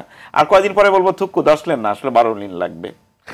আমি যে কথাটি বললাম যে দেখেন, এই যে 4 লেন কিংবা 6 লেন দিয়ে যখন আমরা ঢাকা থেকে চিটাগং যাই, আমি ব্যক্তিগতভাবে আমাকে প্রায় যেতে হয়, আমি তো সবচেয়ে বেশি মানে বাধাগ্রস্ত হই যে বিভিন্ন মুখে গিয়ে কিন্তু গাড়ি নড়ে না এবং বিভিন্ন জায়গায় গিয়ে সেটা ছোট হয়ে গেছে। বিশেষ করে চট্টগ্রামে ঢোকার মুখে প্রায় 20 কিলোমিটার আগে থেকে যে প্রচন্ড যানজট শুরু হয়, কারণ সামনে গিয়ে মুখ ছোট হয়ে গেছে। আবার ঢাকাতে আসার সময় 5 কিলোমিটার আগে থেকে আপনি দেখবেন যে এই যে আপনার আমাদের যে ফ্লাইওভারটা হানি ফ্লাইওভার, সেখানে হানি ফ্লাইওভার ওঠার 5 কিলোমিটার আগে থেকে যেহেতু রাস্তা ছোট হয়ে গেছে, তাহলে আপনি টোটালটাকে ঠিক করবেন নাকি ওই বিভিন্ন জায়গায় আপনি 5 লেন 10 লেন 12 লেন বানাবেন আর বটলনেক হয়ে থাকবে? হ্যাঁ, এই জায়গাটাতে এই কথাটা খুব ইন্টারেস্টিং। আপনি যে পয়েন্টটা বলেছেন এটা দেখেন, এটাকে আমি একটু ভেঙে চেষ্টা করি বলার জন্য। এখন পর্যন্ত যে আমাদের হাইওয়েগুলো হচ্ছে, এগুলো আপনার কিছুদিন আগে 2 লেন ছিল একটা সময়, খুব বেশি দিন আগে না, কিন্তু 30 বছর আগে 2 লেন ছিল। আমরা তারপরে বললাম মহাসমারোহে বললাম এটা 4 লেন বানাতে হবে, নাহলে অ্যাক্সিডেন্ট বাঁচানো যায় না। আমরা 4 লেন বানালাম, এখন বলতেছি না চিটাগং এটা 10 লেন না হলে হবে না। তার মানে কি আপনি তো শেষ করতে পারছেন না। পৃথিবী এই ঘটনাটা আজকে থেকে 50-60 বছর আগে করে শেষ করে ফেলেছে। ওরা বলেছে সাপ্লাই এন্ড থেকে, আমরা প্ল্যানিং এর ভাষায় বলছি বাধ্য হয়ে, সাপ্লাই এন্ড থেকে আপনি কোনো সলিউশন কোনোদিন করতে পারবেন না, আপনাকে ডিমান্ড এন্ডে এটাকে থামাতে হবে। এবার আসেন থামানোর জন্য প্ল্যানিং এর দিক থেকে 2-1টা কথা বলতে হচ্ছে, তাহলে প্রকল্পটার চেহারা এসে যাবে। আপনি দেখেন ডিমান্ড এন্ডে তাহলে আমি থামাবো কিভাবে? তার মানে সমস্ত লোককে ঢাকায় আসতে হবে না, তার মানে হচ্ছে এতগুলো লোক এতগুলো গাড়ি আমাদের ঢাকায় আসবে না, আপনার লেন ওকে হয়ে যাবে, তাহলে আপনার আর 10 লেনও লাগবে না, ও 4 লেন ওকে হয়ে যাবে। মানে আপনি লেনের সংখ্যা নিয়ে আমরা কথা বলছি, কিন্তু লেন কি আমরা মানি, লাগবে কিনা, স্পিড কি আমরা মানি, ওটা লাগবে কিনা আদৌ, সেটা তো আমি আরো গোড়ায় যাচ্ছি। ওদিকে আপনার আমরা রেলকে কিন্তু বাড়াচ্ছি না, বাড়াচ্ছি না। পৃথিবীতে সবচেয়ে সুলভে যে প্ল্যানিংটা ওটা আমাদের টোটালি মিসিং, সেই জন্য আমার রাস্তাগুলো নাই। আমি একটু এখানে দুই একটা সেন্টেন্স আপনার সুযোগ দিব বলার জন্য। এখানে আমরা এই জিনিসটা 2016-17 দিকে 17-18 দিকে যে যখন কোভিড চলছে, তখন আমি কিন্তু রোডসের সাথে কিছু কাজ করেছিলাম আনঅফিসিয়ালি, মানে বিনে পয়সায় আমাকে ডেকে নিয়ে গেছিল, যেহেতু ওরা চেনে। যেহেতু আমি যে খুব অবাক হয়ে দেখলাম যে ওদের ওখানে কোনো প্ল্যানার নেই, ওনারা প্ল্যান করবেন যে ওনাদের তো কোনো ট্রান্সপোর্ট প্ল্যানার নেই, ওনাদের ট্রান্সপোর্ট ইঞ্জিনিয়ার সাহেব ট্রান্সপোর্ট প্ল্যান করেন। তাহলে আপনি এর চেয়ে বেশি তো কিছু পাবেন না, বিকজ এই পড়াটা তো একেবারেই আলাদা পড়া। মানে রাজমিস্ত্রি যদি বিল্ডিং এর না, ওটা ওনারা একটা স্পেশালিস্ট, বরং করেন আই স্পেশালিস্টের কাছে আপনি গেছেন, কিন্তু আপনি আসলে অর্থোপেডিক্স এর প্রবলেম নিয়ে গেছেন। দুজনই কিন্তু স্পেশালিস্ট, কিন্তু আপনি ওর কাছে যেতে পাবেন না আপনি জিনিসটা। তো রোডস এন্ড হাইওয়েজ কে আমি বোধহয় এখন সচিব মহোদয় হয়তো এখনো আছেন কিনা জানি না, বাট পরবর্তীতে যদি আপনারা বলেন এই কথাটা বলেন যে আমরা ওনাদের সাথে কাজ করে আমি দেখিয়েছি, মানে ওনাদের সাথে কাজ করে আমি আবিষ্কারও করিনি, এটা সারা পৃথিবীর জিনিস, আমরা শুধু ওদেরকে দেখিয়েছি। ওরা কিন্তু একটা ন্যাশনাল হাইওয়ের মাস্টার প্ল্যান করেছে, আপনি জানেন এক্সপ্রেসওয়ে মাস্টার প্ল্যান করেছে এডিবির ফান্ডিংয়ে। সেইটা কিন্তু মোটা তাজাকরণ, মানে রাস্তাকে চড়া করার কাজ। কয়দিন পরেই বলবে এই রাস্তাতে হচ্ছে না, আরো 2 লেন লাগবে। ঠিক আছে, এটাতে কি ক্ষতি হয় এবং এটা না করে কি করলে সলভ হতো, সারা পৃথিবী কিভাবে করে, এটা সলিউশন আমি অলরেডি করে আপ টু দ্য সেক্রেটারি আমরা এটা প্রেজেন্ট করেছিলাম। আনফর্চুনেটলি আমরা এটাকে ম্যাটেরিয়ালাইজ করতে পারি নাই। এই জায়গায় 2টা জিনিস শুধু আমরা দর্শকের জন্য বলে রাখি। ন্যাশনাল এক্সপ্রেসওয়ে যেটা হয়, সেই এক্সপ্রেসওয়েটা থাকে কোনো শহরকে কানেক্ট করে না আজকালকার দিনে, ওটা শুধু স্পিড ফোকাসড হয়, অর্থাৎ একটা রিজিয়নকে আর একটা রিজিয়নকে লিঙ্ক করার জন্য হচ্ছে এক্সপ্রেসওয়ে। সেইটার মধ্যে ইনগ্রেস এবং এগ্রেস থাকে আপনি জানেন, এবং সেইখানে আপনার ইলেকট্রনিক ব্যবস্থা থাকে, আপনার টোল সব আলাদা অটোমেটিক হয়ে যাবে, কেউ থামবে না, কেউ থামবে না। শহরকে কানেক্ট করার জন্য তো আপনার আলাদা লুপ থাকবে। আমরা আনফরচুনেটলি কি করছি, আমরা এক্সপ্রেসওয়ে বলে যে রাস্তাটা মোহনপুর থেকে নিয়ে আসলাম, এইটা 17টা ইনগ্রেস এবং এগ্রেস শহরের মধ্যে দিয়ে বলছি এটার নাম এক্সপ্রেসওয়ে। এক্সপ্রেসওয়ে বাই ডেফিনেশন হচ্ছে মদনপুর থেকে গাড়িটা ঢাকাকে বাইপাস করে অন্য জায়গায় যাবে। আপনি যদি এখানে 17টা ইনগ্রেস এগ্রেস লাগিয়ে থাকেন, তাহলে আপনি কি এক্সপ্রেসওয়ে বানিয়েছেন, নাম বলেছেন। ধন্যবাদ আপনাকে অ্যাডভোকেট খুরশিদ আলম খান। প্রকল্পের অনিয়ম কিংবা অপচয় প্রতিরোধে দুদক আসলে কি করছে? আমরা চোখের সামনে, মানে ওই যে বললাম যে প্রকাশ্য দিবালোকে যে আপনার মানে অনিয়মগুলো হতে দেখছি, সেগুলোর জন্য আসলে মানে মানে দুদক কি আসলে অভিযোগের ভিত্তিতেই কাজ করছে, নাকি আপনার ওই যে জায়গায় আসলে বলেও কোনো কাজ হচ্ছে না সেসব জায়গায় কোনো আসলে ব্যবস্থা নিতে পারছে? জি, আপনাকে ধন্যবাদ সহ-আলোচক, ধন্যবাদ আমাদের সুপ্রিম কোর্ট আইনজীবী সমিতির সম্মানিত সাধারণ সম্পাদক। আমি বিদগ্ধ আলোচকদের আলোচনাগুলো শুনলাম, সচিব মহোদয়, তারপরে এই মাত্র পূর্ববর্তী বক্তা। আসলে এগুলো তো খুব সাইন্টিফিক ইন্টারপ্রিটেশন, আমরা তো এগুলো অত ভালো বুঝি না। আমি লয়ার, আমি প্রফেশনালি যতটুকু আমার কাজ ততটুকুই। আর আপনার যেটা প্রশ্ন বা সচিব মহোদয়ের যেটা আমি বক্তব্য শুনলাম, তাতে মনে হচ্ছে আমার কাছে মাই অ্যাসেসমেন্ট একটা ভিজিলেন্স টিম থাকা উচিত। একটা প্রকল্প কাজ করছে, সেই প্রকল্পের কিছু পেরিফেরি আছে, ওরা অ্যামাউন্ট কত হয়েছে, কি প্রকল্প কত বছর চলবে, বা প্রপারলি কাজটা ইভ্যালুয়েট হচ্ছে কি না, এটা মূল্যায়ন করার জন্য একটা ভিজিলেন্স কমিটি দরকার। হুট করে তো দুদকে পাঠিয়ে দিলে হবে না, দুদক তো সব করতে পারবে না। যেই ডিপার্টমেন্টের কাজ, যেই মন্ত্রণালয়ের কাজ, ওই মন্ত্রণালয়কে আসলে প্রথমে একটা ফাইন্ডিং এ আসতে হবে যে আমার প্রকল্পের মধ্যে অনিয়ম হয়েছে। অনিয়মটা কিভাবে হলো সেটা মন্ত্রণালয়কে খুঁজে বের করতে হবে। আমার যদ্দূর মনে হয় ভিজিলেন্স টিম থাকাটা খুবই দরকার। এইসব জায়গায় ভিজিলেন্স টিম আছে বলে আমার মনে হয় না, কারণ ভিজিলেন্স টিম যদি প্রত্যেকটা জায়গা যদি এক্সামিন করে, প্রত্যেকটা ব্যক্তির ইন্ডিভিজুয়াল লায়াবিলিটি, তার কাজ কতটুকু, এভাবে যদি এভালুয়েট করে সে একটা যদি রিপোর্ট দাখিল করে ঊর্ধ্বতন কর্তৃপক্ষের কাছে, তখন ঊর্ধ্বতন কর্তৃপক্ষ এটা যাচাই বাছাই করতে পারবে যে এই কার কোথায় নেগলিজেন্স, কার কোথায় গাফিলতি, মিসকন্ডাক্ট আছে কিনা। আমি সব কথা হুট করে যদি দুদকে দৌড় দিই, তাহলে তো সমস্যার সমাধান হবে না, বরঞ্চ এতে লিটিগেশন আরো বাড়বে, দুদকেরও কাজের বোঝা বাড়বে। আমার তো ইন্টারনাল ডিসিপ্লিন মেনটেন করতে হবে। ধরেন সড়ক ও পরিবহন যে মন্ত্রণালয় আছে, সেতু মন্ত্রণালয়, তাদের ইন্টারনাল ডোমেস্টিক যেই আপনার কাজের পরিধিগুলোর নিয়ম কানুন আছে সেগুলো কমপ্লাই করতে হবে। সেগুলো যদি কমপ্লাই না করে দেখা যাচ্ছে যে একটা গ্রেভ বা ম্যাসিভ করাপশন হয়ে গেছে, তখন দুদক ইন্টারভেন করবে। আর আমি ভদ্র মহোদয়ের যে আলোচনাগুলি শুনলাম, তাতে আমি বুঝলাম যে এখানে অনেক কিছু সমস্যা আছে। যেমন আমার পূর্ববর্তী বক্তব্য বললেন, মানে প্ল্যানিংটা নাই, কোনো প্ল্যানিংই করা হয় না। তাহলে যদি প্ল্যানিং না করে যদি এই ধরনের 10 লাইন 5 লাইন 6 লাইন করে, তো সেখানে তো 2 বছর পরে একটা সমস্যা দেখাই দিবে। তো একটা প্ল্যানিং এ যদি থাকতো, সেখানে যদি ভুল হতো, তাহলে আপনি ডিটেকশন করতে পারতেন। আপনাকে যে কোনো ক্ষেত্রে একটা ডিটেকশন খুব দরকার, এবং এই ডিটেকশনটা করবে ভিজিলেন্স টিম। আমি জানি না আদৌ ওনাদের ভিজিলেন্স টিম আছে কি না। আপনাকে তো একটা কনক্লুশন আসতে হবে। আমি 2 কিলোমিটারের জন্য 22 কোটি টাকা খরচ করছি, আমার মেয়াদ ছিল হয়তো 6 মাস। এই 6 মাসের মধ্যে আমি কেন পারলাম না? 22 কোটি টাকা কোথায় খরচ হলো, কোথায় কোন কোন খাত দিয়ে খরচ হলো, সেটা মানসম্পন্ন হলো কিনা, তারপরে সারপ্লাস অ্যামাউন্ট আছে কিনা। আমার মনে হয় এই জিনিসগুলো এভালুয়েট করা খুব দরকার। মানে আমরা কথায় কথায় দুদককে রেফার করি বা দুদকের কথা বলি, দুদক কি করবে? সাপোজ ফর এক্সাম্পল, এখানে একটা করাপশন হলো, নিয়ম হলো, দুদক একটা মামলা করলো, মামলা করার পরে তাকে প্রসিডিং করলো। মামলা করলেই তো, চার্জশিট হলেই তো উনি চাকরি থেকে একটা সাসপেনশন হবে, বেতন ভাতা পাবে না। তাতে হয় কি, ইন্টারনাল প্রবলেম গুলো আরো বেশি হয়। ওই দুদকের ভয়ে দেখবেন যে আরেকজন ইঞ্জিনিয়ারও কাজ করবে না। আমার মনে হয় সেই চিন্তাটা আমরা না করে, তাহলে কি দুদক কি শুধু এখানে আপনার রিঅ্যাকটিভ ভূমিকাই রাখবে, মানে প্রোঅ্যাক্টিভ ভূমিকা অবশ্যই নেওয়ার সুযোগ নেই? দুদক এখানে অবশ্যই আসবে। আমার কথাটা হলো, দুদক তখনই আসবে যদি মন্ত্রণালয় একটা কনক্লুশন আসতে পারে, আমার ওই ইঞ্জিনিয়ার, আমার ওই অ্যাডমিনিস্ট্রেটিভ অফিসারের জন্য গাফিলতির জন্য এই কাজটা হয়েছে। তাদেরকে একটা ক্যালকুলেশন শিট দিতে হবে, কার কার কাজ কি ছিল না ছিল। অ্যাজ এ হোল সবাইকে তো আর আমি আসামি করতে পারবো না। 10টা কাজ 20 জনে করছে, 20 জনের আমাকে ধরে নিতে হবে 18 জন ভালো লোক, 1জন 2জন লোক থাকবেই মন্দ, পৃথিবীর সব জায়গায় থাকে মন্দ লোক থাকে।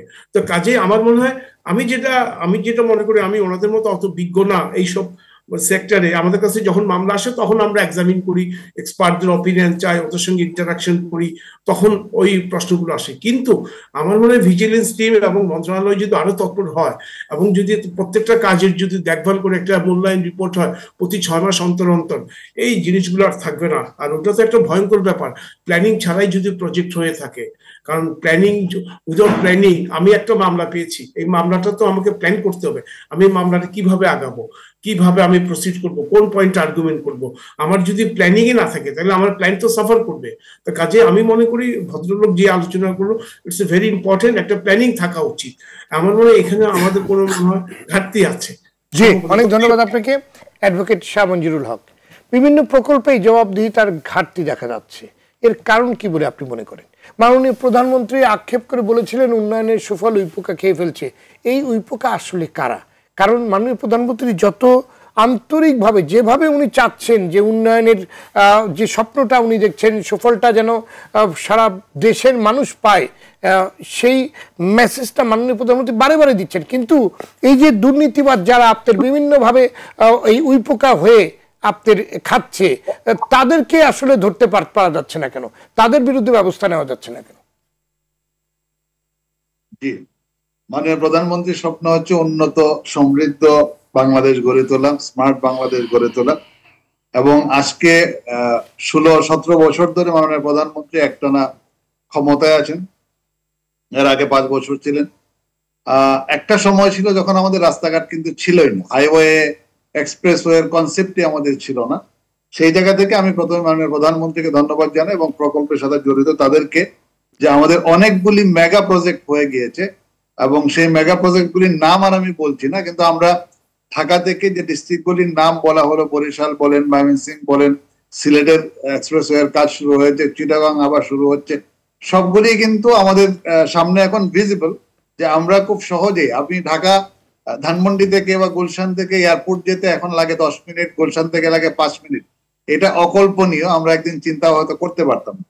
কিন্তু এর মধ্যেই যে ঘটনাগুলি ঘটে যাচ্ছে, যে রিপোর্টটা আপনি দেখালেন প্রথম, যে আমাদের প্রকল্পের পরিকল্পনা ছাড়া কোনো প্রকল্প হয় না, সব প্রকল্পেরই পরিকল্পনা আছে। আমি বলবো সেখানে হয়তো সঠিক পরিকল্পনা নেই, যে এক্সপ্রেস ওয়ে বলতে যেটা বোঝায় সেটা আমরা করতে পারছি না। সেটা করতে না পারার পিছনে কিন্তু আমাদের অনেকগুলি কারণ আছে যে কেন আমরা করতে পারি না। আমাদের হয়তো সেরকম জায়গা নেই, অথবা সেটা করতে গেলে যে ধরনের এক্সপার্ট এবং যে ধরনের ব্যবস্থা থাকা দরকার সেটা হয়তো আমাদের নেই বলে আপাতত হচ্ছে না। তারপরে আমি বলবো যে কায়দা কানুন করে করা হচ্ছে সেটাও কিন্তু কম না আমাদের জন্য। এখন ঘটনা হচ্ছে যে এই প্রকল্পের যারা প্রকল্পকে নষ্ট করছে বিভিন্ন অজুহাতে, সেটা হচ্ছে আপনি যেটা বলেছেন, আমরা যদি খুব মোটা দাগে বলি যে সঠিক পরিকল্পনা না থাকা, নির্দিষ্ট সময়ে পরিকল্পনা বাস্তবায়ন না করা, অপচয় বন্ধ করতে না পারা, মানসম্পন্ন কাজ না করা, মানসম্পন্ন কাজ করতে না পারা, দুর্নীতি প্রতিরোধ করতে না পারা সর্বোপরি। তো সব মিলিয়ে এবং আমাদের দেশের একটা টেন্ডেন্সি কিন্তু আছে, এটা অস্বীকার করার সুযোগ নাই, যে আমরা যখন প্রকল্প নেই, প্রকল্প নেওয়ার সাথে সাথেই কিছু ইঞ্জিনিয়ার বলেন, প্রকল্পের সাথে সংশ্লিষ্ট কিছু লোক বলেন, ইভেন কতিপয় ক্ষেত্রে প্রকল্প পরিচালক, যার কাছে এটার মাস্টার ডিউটি আমি বলবো, যে কোনো প্রকল্পের প্রকল্প পরিচালক থাকেন, মাস্টার যিনি থাকেন, হয়তো তার মনে একটা থাকে যে এই প্রকল্প থেকে কিছু ইনকাম করা যাবে। এই যে মনের মধ্যে যে জিনিসটা থাকে, এইটাই হলো ওই পোকা আমি বলবো। এবং ওনার থেকে শুরু করে নিচ পর্যন্ত, যেটা সচিব মহোদয় বললেন যে সাথে সাথে ওনারা ব্যবস্থা নিচ্ছেন। ধরেন ওনার ইঞ্জিনিয়ার কজন আছে আমি জানি না, 8 জনের বিরুদ্ধে যদি ডিপার্টমেন্টাল ব্যবস্থা নিয়ে থাকেন, নিশ্চিত বেশ কিছু লোকজন এখানে জড়িত, এবং যাদের বিরুদ্ধে ডিপার্টমেন্টাল ব্যবস্থা নেওয়া হয়েছে তাদের বিরুদ্ধে কেন অ্যান্টি কারাপশনের মামলা হবে না, আমার সেটাও একটা প্রশ্ন। যদিও অ্যান্টি কারাপশন ঝাঁপ দিয়ে এসে পড়বে না, কিন্তু সচিব মহোদয়দের দায়িত্ব হচ্ছে যার বিরুদ্ধে ডিপার্টমেন্টাল ব্যবস্থা নেওয়া হচ্ছে ডেফিনেটলি তার বিরুদ্ধে অ্যান্টি কারাপশনের মামলা হবে, দুর্নীতির মামলা হবে, কারণ হচ্ছে ক্লিয়ার কেস তো আর থাকতে পারে না। তো এই জন্য আমি বলবো যে কোনো প্রকল্প, সেটা সড়ক বা সেতু মন্ত্রণালয়ের হোক বা অন্য যে কোনো মেগা প্রকল্প হোক, আরো যে ধরনের যেটা বললেন যে বালিশ প্রকল্প বলেন, তারপর আপনার যে কোনো ধরনের ছোট প্রকল্প হোক না কেন, সবগুলি প্রকল্পেরই প্রথম হলো স্বচ্ছতা এবং জবাবদিহিতা। যে হেডলাইনে আজকে আপনি প্রোগ্রাম করতেছেন সেটা নিশ্চিত করা। দেখেন, জবাবদিহিতার জন্য যেটা বলেছেন যে কেউ নাই, জবাবদিহিতার জন্য কিন্তু সবাই আছে। প্রথম জবাবদিহিতা হচ্ছে প্রকল্প পরিচালক থাকবে, তারপর ওনার উপরে সচিব মহোদয়রা আছেন, তার উপরে কিন্তু মাননীয় মন্ত্রী, তার উপরে মাননীয় প্রধানমন্ত্রী, তার উপরে সংসদ। আমাদের সংসদীয় গণতন্ত্রে এটা কিন্তু একটা মূল শক্তি, যে কোনো বড় প্রকল্পে বা যে কোনো প্রকল্পে যদি দুর্নীতি হয় তাহলে সংসদীয় কমিটিতে বিষয়গুলি কিন্তু আলোচনা হয় এবং সংসদে সংশ্লিষ্ট মন্ত্রীকে কিন্তু জবাবদিহিতা করতে হয় যে এই প্রকল্পে কেন দুর্নীতি হয়েছে, কেন সময় মতো হয় নাই। তারপর সর্বোপরি আপনাদের মিডিয়া ওয়াচডগ কিন্তু এখানে রয়ে গেছে, তারা কিন্তু এই প্রকল্পগুলি যথাসময়ে হচ্ছে অথবা হচ্ছে না, যে রিপোর্টগুলি আপনারা করতেছেন সেটা কিন্তু জনগণের সামনে সর্বোপরি শুধুমাত্র এই প্রকল্প পরিচালক বা মন্ত্রণালয়কে হেয় করছে না, বরঞ্চ আমি বলবো যে মাননীয় প্রধানমন্ত্রী সহ আমাদের সরকারকেই কিন্তু জনগণের সামনে হেয় করছে, যে মূল মালিক হচ্ছে ক্ষমতার বা আমাদের এই প্রকল্প বলেন, উন্নয়ন বলেন, সবগুলির আলটিমেট সুবিধাভোগী কিন্তু সরকার না, সবগুলির আলটিমেট সুবিধাভোগী হচ্ছে জনগণ। সুতরাং জনগণই যখন দেখছে যে একটা প্রকল্পে দুর্নীতি হচ্ছে বা একটা প্রকল্প সময় মতো হচ্ছে না, একটা প্রকল্প টিকসই হচ্ছে না, একটা প্রকল্প যেটা বললেন যে একটা রাস্তায় ব্রিজ হচ্ছে, রাস্তায় কানেক্টেড না, পাটক্ষেতের মাছ দিয়ে ব্রিজ হয়ে গেছে বা রাস্তা হচ্ছে, ব্রিজ নাই, রাস্তা করে ফেলে রাখা হচ্ছে, হয়তো ব্রিজ নাই, রাস্তা কানেক্টেড না, সড়ক নাই, তাহলে এই ব্রিজটা যখন হলো এটা তো ক্লিয়ার কারাপশন। এটা কিন্তু শুধুমাত্র যে প্রকল্পটা করা হয়েছে জনগণের উপকারের জন্য মোটেও না, এটা করা হচ্ছে যে ওখানে একটা প্রকল্প নিলে পরে সংশ্লিষ্ট যে লোক আছে তার লাভ হবে। ইভেন এমনও আমরা মামলা পাই, আমি যেহেতু লয়ার, আমাদের খুরশেদ আলম খান ভাই আছেন এখানে, আমরা এমনও মামলা পাই যে মামলায় প্রকল্প আছে, প্রকল্পে কোনো কাজ করা হয় নাই, কিন্তু প্রকল্পের পরিচালক সহ অন্যরা মিলে বিশেষ করে ছোট প্রকল্পগুলিতে কোনো কাজ না করেই প্রকল্পের বিল নিয়ে নেওয়া হয়েছে। এরকম মামলা আছে যে একটু কাজ করা হয়নি, বিল নেওয়া হয়েছে, অথবা কাজ করা হয়েছে কতটুকু, যে প্রকল্পের জন্য নেওয়া হয়েছে ওখানে হয়তো বিটমনের কোনো কাজ করেছে অথবা হালকা কিছু একটা কাজ দেখিয়ে ওখান থেকে বিলটা করে নেওয়া হয়ে গেছে। তো এখানে দেখা যাচ্ছে কারা দায়ী, যে ওখানে ডেফিনেটলি সংশ্লিষ্ট লোক যারা থাকবেন তারা দায়ী, তার উপরে একটা ওয়াচডগ। এখন ধরেন ওয়াচডগ যদি আমরা তৈরি করতে থাকি তাহলে একটার পর একটা যাকে আপনি সর্বশেষ করবেন তার উপরে ওয়াচডগ কে থাকবে, তার উপরে তো ওয়াচডগ নাই। যেমন দুর্নীতি দমন কমিশন একটা বিরাট ওয়াচডগ, আমাদের স্বাধীন স্বায়ত্ত সংস্থা, কিন্তু আপনি দেখেন মাঝে মাঝে কিন্তু দুর্নীতি দমন কমিশনের বিরুদ্ধে অভিযোগ উঠছে যে ওখানকার কর্মকর্তারাও ঘুষ খাচ্ছে বা ওখানকার কর্মকর্তারাও দায়ী আছে। কোন জায়গায় কিন্তু আপনি ফেরেশতা পাচ্ছেন না, মানে একদম একটা বড় একটা চ্যালেঞ্জের মধ্যেই আমরা রয়েছি।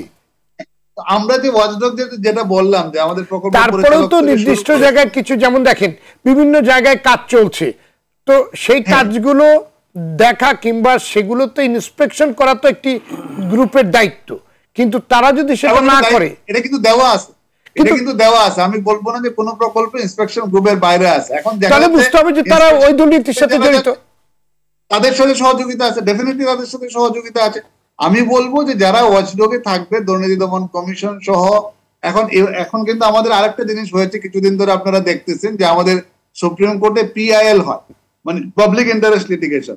আমি বলবো যে অনেকগুলি ইস্যুতে কিন্তু সুপ্রিম কোর্টে কিছু কিছু আমাদের সংস্থা রয়েছে, ব্যক্তি রয়েছে যারা পাবলিক ইন্টারেস্ট লিটিগেশনের মাধ্যমে এইসব বিষয়ে কিন্তু সুপ্রিম কোর্ট থেকেও ডিরেকশন নিচ্ছে যে অ্যান্টি কারাপশন কেন তাদের বিরুদ্ধে ব্যবস্থা গ্রহণ করবে না, এবং অ্যান্টি কারাপশন কিন্তু সেখানে তাদের বিরুদ্ধে ব্যবস্থা গ্রহণ করছে। তো আমি বলবো যে আমাদের সমাজের মানুষ যদি আরো সচেতন হয়, তাহলে সেই জায়গা থেকে কিন্তু দেখা যাবে তারাও বিভিন্নভাবে এই যে কোনো প্রকল্পের যে দুর্নীতি হচ্ছে, অনিয়ম হচ্ছে, সেখানেও তারা কিন্তু বিভিন্নভাবে পার্টিসিপেট করতে পারছে। তো আমি বলবো যে সংসদীয় ব্যবস্থা যদি শক্তিশালী হয়, সেখানেও যেভাবে ওয়াচডগ হচ্ছে, অ্যান্টি কারাপশন যদি শক্তিশালী হয়, এবং প্রকল্পের যারা মেইন হর্তাকর্তা, যেমন সচিব মহোদয় যেভাবে কথা বললেন, এবং উনি সবসময় একজন সৎ মানুষ, উনি ব্যবস্থা গ্রহণে সবসময় দৃঢ় প্রতিজ্ঞ, এবং আজকে উনি ওপেন বলে গিয়েছেন, এবং ওনাকে পাওয়া যায়, কিন্তু ওনাকে যে কোনো সময় ওনাকে পাওয়া যায়, এবং ওপেন বলে গিয়েছেন যে ওনার কাছে যদি কেউ অভিযোগ দেয় তাহলে উনি ব্যবস্থা গ্রহণ করবেন। আমার মনে হয় যে কোনো প্রকল্প যে কোনো এলাকায় হোক, সাধারণ জনগণের, আমরা এখন যেটা মনে করি সাধারণ জনগণ যে এটা আমার কাজ না, আমি হলাম সর্বশেষ সুবিধাভোগী, কিন্তু জনগণকেও জেনে নিতে হবে যে হ্যাঁ, এখানে যদি দুর্নীতি হয় আমি বুঝতে পারি, তাহলে আমার দায়িত্ব হচ্ছে আমার সচিব মহোদয়কে জানানো, আমার দায়িত্ব হচ্ছে অ্যান্টি কারাপশনকে জানানো। সর্বশেষ যদি না হয়, যেহেতু আমাদের সুপ্রিম কোর্ট, হাইকোর্ট ডিভিশন এই সমস্ত বিষয় এন্টারটেইন করছে, ওখানেও অ্যাপ্লিকেশন করা যেতে পারে যে আমি দুদকে অ্যাপ্লিকেশন করেছিলাম, সে কোনো গুরুত্ব দিচ্ছে না, সচিব মহোদয়কে জানিয়েছিলাম, উনি কোনো গুরুত্ব দিচ্ছেন না। তো এই জিনিসগুলি যদি আমরা সবাই মিলে ওয়াচডগে থাকি, শুধুমাত্র আলোচনা না করে, তাহলে আমার মনে হয় যে ওই প্রকার দল যারা আছে, সেই ওই প্রকার দল থেকে আমরা আমাদের উন্নয়নকে সাস্টেইনেবল করতে পারবো এবং টেকসই করতে পারবো, এবং জনগণের যদি উপকার হয়, জনগণ সেটার সুবিধাভোগী হতে পারবে। দেখেন মাননীয় প্রধানমন্ত্রী কিন্তু রাত দিন কাজ করে যান। জি জি, মঞ্জুরুল হক, আমার আরেকটি প্রশ্ন আছে আপনার কাছে। আমরা আগে দেখতাম যে জনগণ প্রতিবাদ করত, মানে যেমন মনে করেন প্রকাশ্য দিবালোক থেকে একটি রাস্তায় শত শত মানুষ, হাজার হাজার মানুষ যাচ্ছে, তারা দেখছে যে চোখের সামনে অনিয়ম দেখছে তারা, কিন্তু তার প্রতিবাদ করছে। এই পরিস্থিতি তৈরি হলো কেন? আগে তো প্রতিবাদ হতো, আমরা দেখেছি যে কেউ এসে ধরতো, কেউ বলতো যে কে ঠিকাদার, কেন এরকম গাঁজাখুরি, মানে আপনার গোজামিল দাও কাজ করছে, কেন এরকম দুর্নীতি করছে। আজকাল মনে করেন, এবং যারা করছে এই দুর্নীতিটা, তারাও যেন একেবারে বুক ফুলিয়ে যে কে কি করবে, কে কি বলবে, এরকম একটি ব্যাপার তৈরি হয়ে গেছে। এটা কেন হয়েছে? এটা দুই তিনটা কারণ হতে পারে। একটা হচ্ছে, আমি একজন সমাজ সচেতন মানুষ হিসেবে বলবো যে যারা দুর্নীতি করছে তারা হয়তো সরকার অনেকদিন ক্ষমতায় থাকার কারণে তারা দুর্নীতির মাধ্যমে অনেক বেশি শক্তিশালী হচ্ছে, সাধারণ জনগণ হয়তো তাদের বিরুদ্ধে কথা বলতে সাহস পায় না, এটা একটা কারণ হতে পারে। আরেকটা কারণ হতে পারে, জনগণ আসলে এখন আমাদের ফেসবুক, আমাদের মিডিয়া, আমাদের এইসব জিনিস বেশি হয়ে যাওয়ার কারণে জনগণ এগুলি দেখে বেশি আনন্দ পায়, যে একটা দুর্নীতি হলো, দুর্নীতি প্রতিরোধ করা হচ্ছে, দুর্নীতি নিয়ে যে আলোচনা হচ্ছে সেটা দেখে বেশি মজা পায় জনগণ। আপনি দেখেন আপনার টেলিভিশনের যে টিআরপি হয়, টিআরপিতে দেখবেন কে দুর্নীতি করছে, কোথায় বালিশ কাণ্ড হয়েছে, কোথায় ওই ব্রিজ হয়েছে, রাস্তা নাই, এগুলি যখন ফেসবুকে আসতেছে জনগণ এটাকে স্ক্রলিং করে বেশি, আপনার টিভিতে আসছে টিআরপি বাড়ে ওখানে বেশি। জনগণ ভুলে গেছে যে জনগণের একটা দায়িত্ব আছে যে এটা তার প্রকল্প, তাকে বুঝে নিতে হবে। সেই জায়গা থেকে কারণে জনগণ আমি মনে হয় একটু বিমুখ হয়ে আছে। জি, আপনাকে ধন্যবাদ। জি, ইভেন দেখেন এই যে সামাজিক অবস্থান থেকে দুর্নীতির বিরুদ্ধে জনগণের আগে একটা প্রতিবাদ ছিল, স্বচ্ছ ধারণা ছিল যে একজন মানুষ সরকারি চাকরি করে, তার বেতন এত, তার ইনকাম এত হবে, তার সম্পদ এরকম থাকবে। দুর্নীতিবাজ যারা ছিল তাদের সাথে সন্তানের বিয়ে পর্যন্ত দিত না, বিভিন্ন সেক্টরের লোকজনের কাছে বিয়ে দিতে জনগণ অনীহা প্রকাশ করত। এখন কিন্তু উল্টা হয়েছে, যে কার কত উপরি কামাই আছে, তাই না, যে ভালো পাত্র মনে হয় সেই যার উপরি কামাই আছে। যে এটা একটা আমাদের সোসাইটির একটি বড় পরিবর্তন। সময় পেলে আপনার কাছে আমি আবার আসবো। আপনাকে অনেক ধন্যবাদ। আমরা আসলে এই সমাধানগুলো খোঁজার চেষ্টা করব। জনাব আব্দুর রহিম হারমাসি, একটি প্রকল্প গ্রহণ থেকে বাস্তবায়ন পর্যন্ত পরীক্ষণ, পরিবীক্ষণ এবং মনিটরিং এর জন্য কিন্তু বিভিন্ন পক্ষ রয়েছে, কিন্তু কিন্তু আমরা চোখের সামনে যে অনিয়মগুলো দেখছি মনে হচ্ছে যেন সবাই ওর সাথে ওই দুর্নীতির সাথে জড়িত, অথবা আসলে চোখ বন্ধ করে রয়েছে কেউ।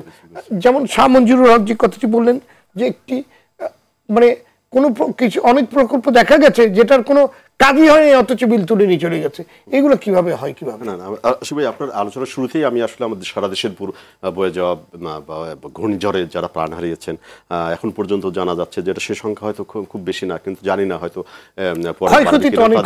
তাদের প্রতি সমবেদনা জানাচ্ছি, তাদের শোক প্রকাশ করছি। আর যে ক্ষয়ক্ষতির কথা বললেন সেই ক্ষয়ক্ষতির আমরা জানি 2-1 দিনের মধ্যে হয়তো পাওয়া যাবে, কিন্তু এখন পর্যন্ত আমরা যতটা খোঁজ পেয়েছি তাদের ক্ষয়ক্ষতি প্রচুর বা ব্যাপক হয়েছে এটা বলা যায়। আমি আলোচনাটা শুরু করলাম এই কারণে, এর সঙ্গে কিন্তু আপনার আজকের আলোচনার যে শিরোনাম যে প্রকল্প বাদে সেটাই বললাম যে সেই বাদগুলো বা যে সমস্ত প্রকল্পগুলো ছিল সেগুলো যদি আমরা সঠিকভাবে আপনার মানের কথা বলছিলাম সেগুলো যদি ভালোভাবে করতাম বা ভালোভাবে বাস্তবায়ন হলো, ভালোভাবে দেখভাল হতো, তাহলে হয়তো ক্ষয়ক্ষতির পরিমাণটা অনেক কম হয়ে গেছে। এখন আমি আলোচনা শুরু করতে চাই, আপনি যেভাবে বলছিলেন আমি একটি তথ্য দিয়ে শুরু করতে চাই। আজকেই মানে গতকালই আইএমএডি অর্থাৎ পরিকল্পনা মন্ত্রণালয়ের একটি বিভাগ, আইএমএডি আমরা সাধারণত যারা সাংবাদিকতা করি আশ্রয় বলতে পারবেন যে এডিপি অর্থাৎ বার্ষিক উন্নয়ন প্রকল্প যেটা, সেটার একটা সর্বশেষ তথ্য দিয়েছে 10 মাসের, অর্থাৎ আমাদের চলতি অর্থ বছরের বাজেট তো 2024-25, সেই 24-25 অর্থ বছরের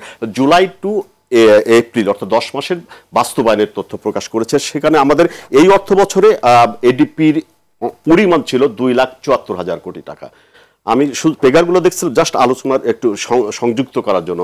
সেই 2,74,000 কোটি টাকার প্রকল্প ছিল বা প্রকল্পগুলো ছিল এডিপি যেটা ছিল, তার মধ্যে আমাদের জানি যে আমরা গত বেশ কয়েক বছর ধরেই বা আমাদের করোনার পর রাশিয়া ইউক্রেন যুদ্ধ আমরা একটা কিচ্ছু সাধনের পথ বেছে নিয়েছে সরকার। সেই কারণে গত 16 মার্চ মাননীয় প্রধানমন্ত্রী সভাপতি এনইসির বৈঠকে ওই 2,74,000 কোটি টাকার এডিপি কাটছাট করে আমরা 2,54,000 কোটি টাকায় নামিয়ে আনলাম আর্থিক সংকট বা নানান কারণে। 2,54,000 অর্থাৎ 20,000 কোটি টাকা আমরা কমালাম। আর 10 মাসের যে তথ্য দিয়েছে আইএমএডি তাতে আমরা দেখতে পাচ্ছি যে বাস্তবায়ন হয়েছে 1,04,000 কোটি টাকা। বাস্তবায়নের হার হচ্ছে 10 মাসে, আপনাকে 12 মাসের অর্থ বছর 10 মাসে বাস্তবায়নের হার হচ্ছে 1,04,000 কোটি টাকা, শতাংশ হিসাবে 39.26%।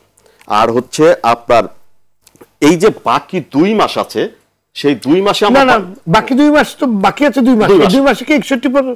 আমি সেটাই বলতেছি যে বাকি 2 মাসে আমার যে তথ্য তাতে বাস্তবায়ন করতে হবে 1,29,000 কোটি টাকা, অর্থাৎ 51% বাস্তবায়ন করতে হবে বাকি 2 মাসে। প্রশ্ন হচ্ছে এটা না, অনেকের কাজ সেটা হয়ে গেছে বা হচ্ছে, আমার প্রশ্নটা হচ্ছে যে 2 মাসে এই 1,29,000 কোটি টাকা বাস্তবায়ন করা সম্ভব কিনা। আপনি শুরুতে রিপোর্ট আলোচনা শুরুতে যে প্রতিবেদনটি দেখালেন সেই পারে এই টাকাটা খরচ দেখাতেই হবে আপনার 30 জুনের মধ্যে।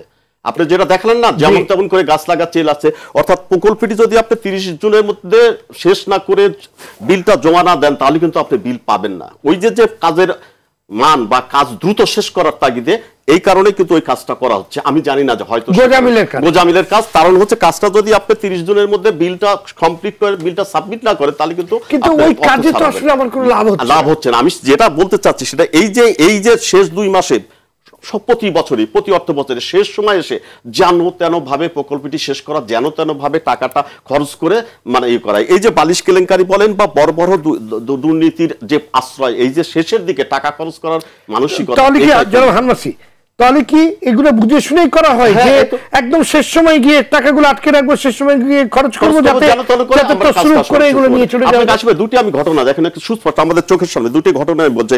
বছর 2.5 আগে দেখবেন হচ্ছে ঢাকা সিটি কর্পোরেশনের ডাস্টবিন দেখবেন আপনি, ডাস্টবিন ছিল ইয়ার পর ডাস্টবিন 6 মাস ছিল কিনা আমি জানি না, অ্যাক্টিভ আছে এখন সব। মানে প্রকল্পটা নিলেন কেন রে ভাই? আপনি একটি প্রকল্প নিলেন, আচ্ছা ভালো উদ্যোগ, কোটি কোটি টাকা খরচ করলেন, সেটা মেইনটেনেন্স করলেন না, সেটা দেখলেন না, তাহলে নিলেন কেন? কারণ যে আপনি শুরুতে যেটা বলছিলেন একটি প্রকল্প নেওয়া হলো, টাকা যে ইয়াতে না। আরেকটি দেখেন আপনি এই গত 1-1.5 বছর ধরে গাছ লাগানো হয়েছে সিটি কর্পোরেশন, অনেক গাছগুলো অনেকগুলো এখনো বেঁচে আছে, অনেক অধিকাংশই মরে গেছে, অনেকগুলো বেঁচে আছে, লাখ করতেছে, ওকে সাপোর্ট দেওয়ার মতো কোনো কিছু নাই।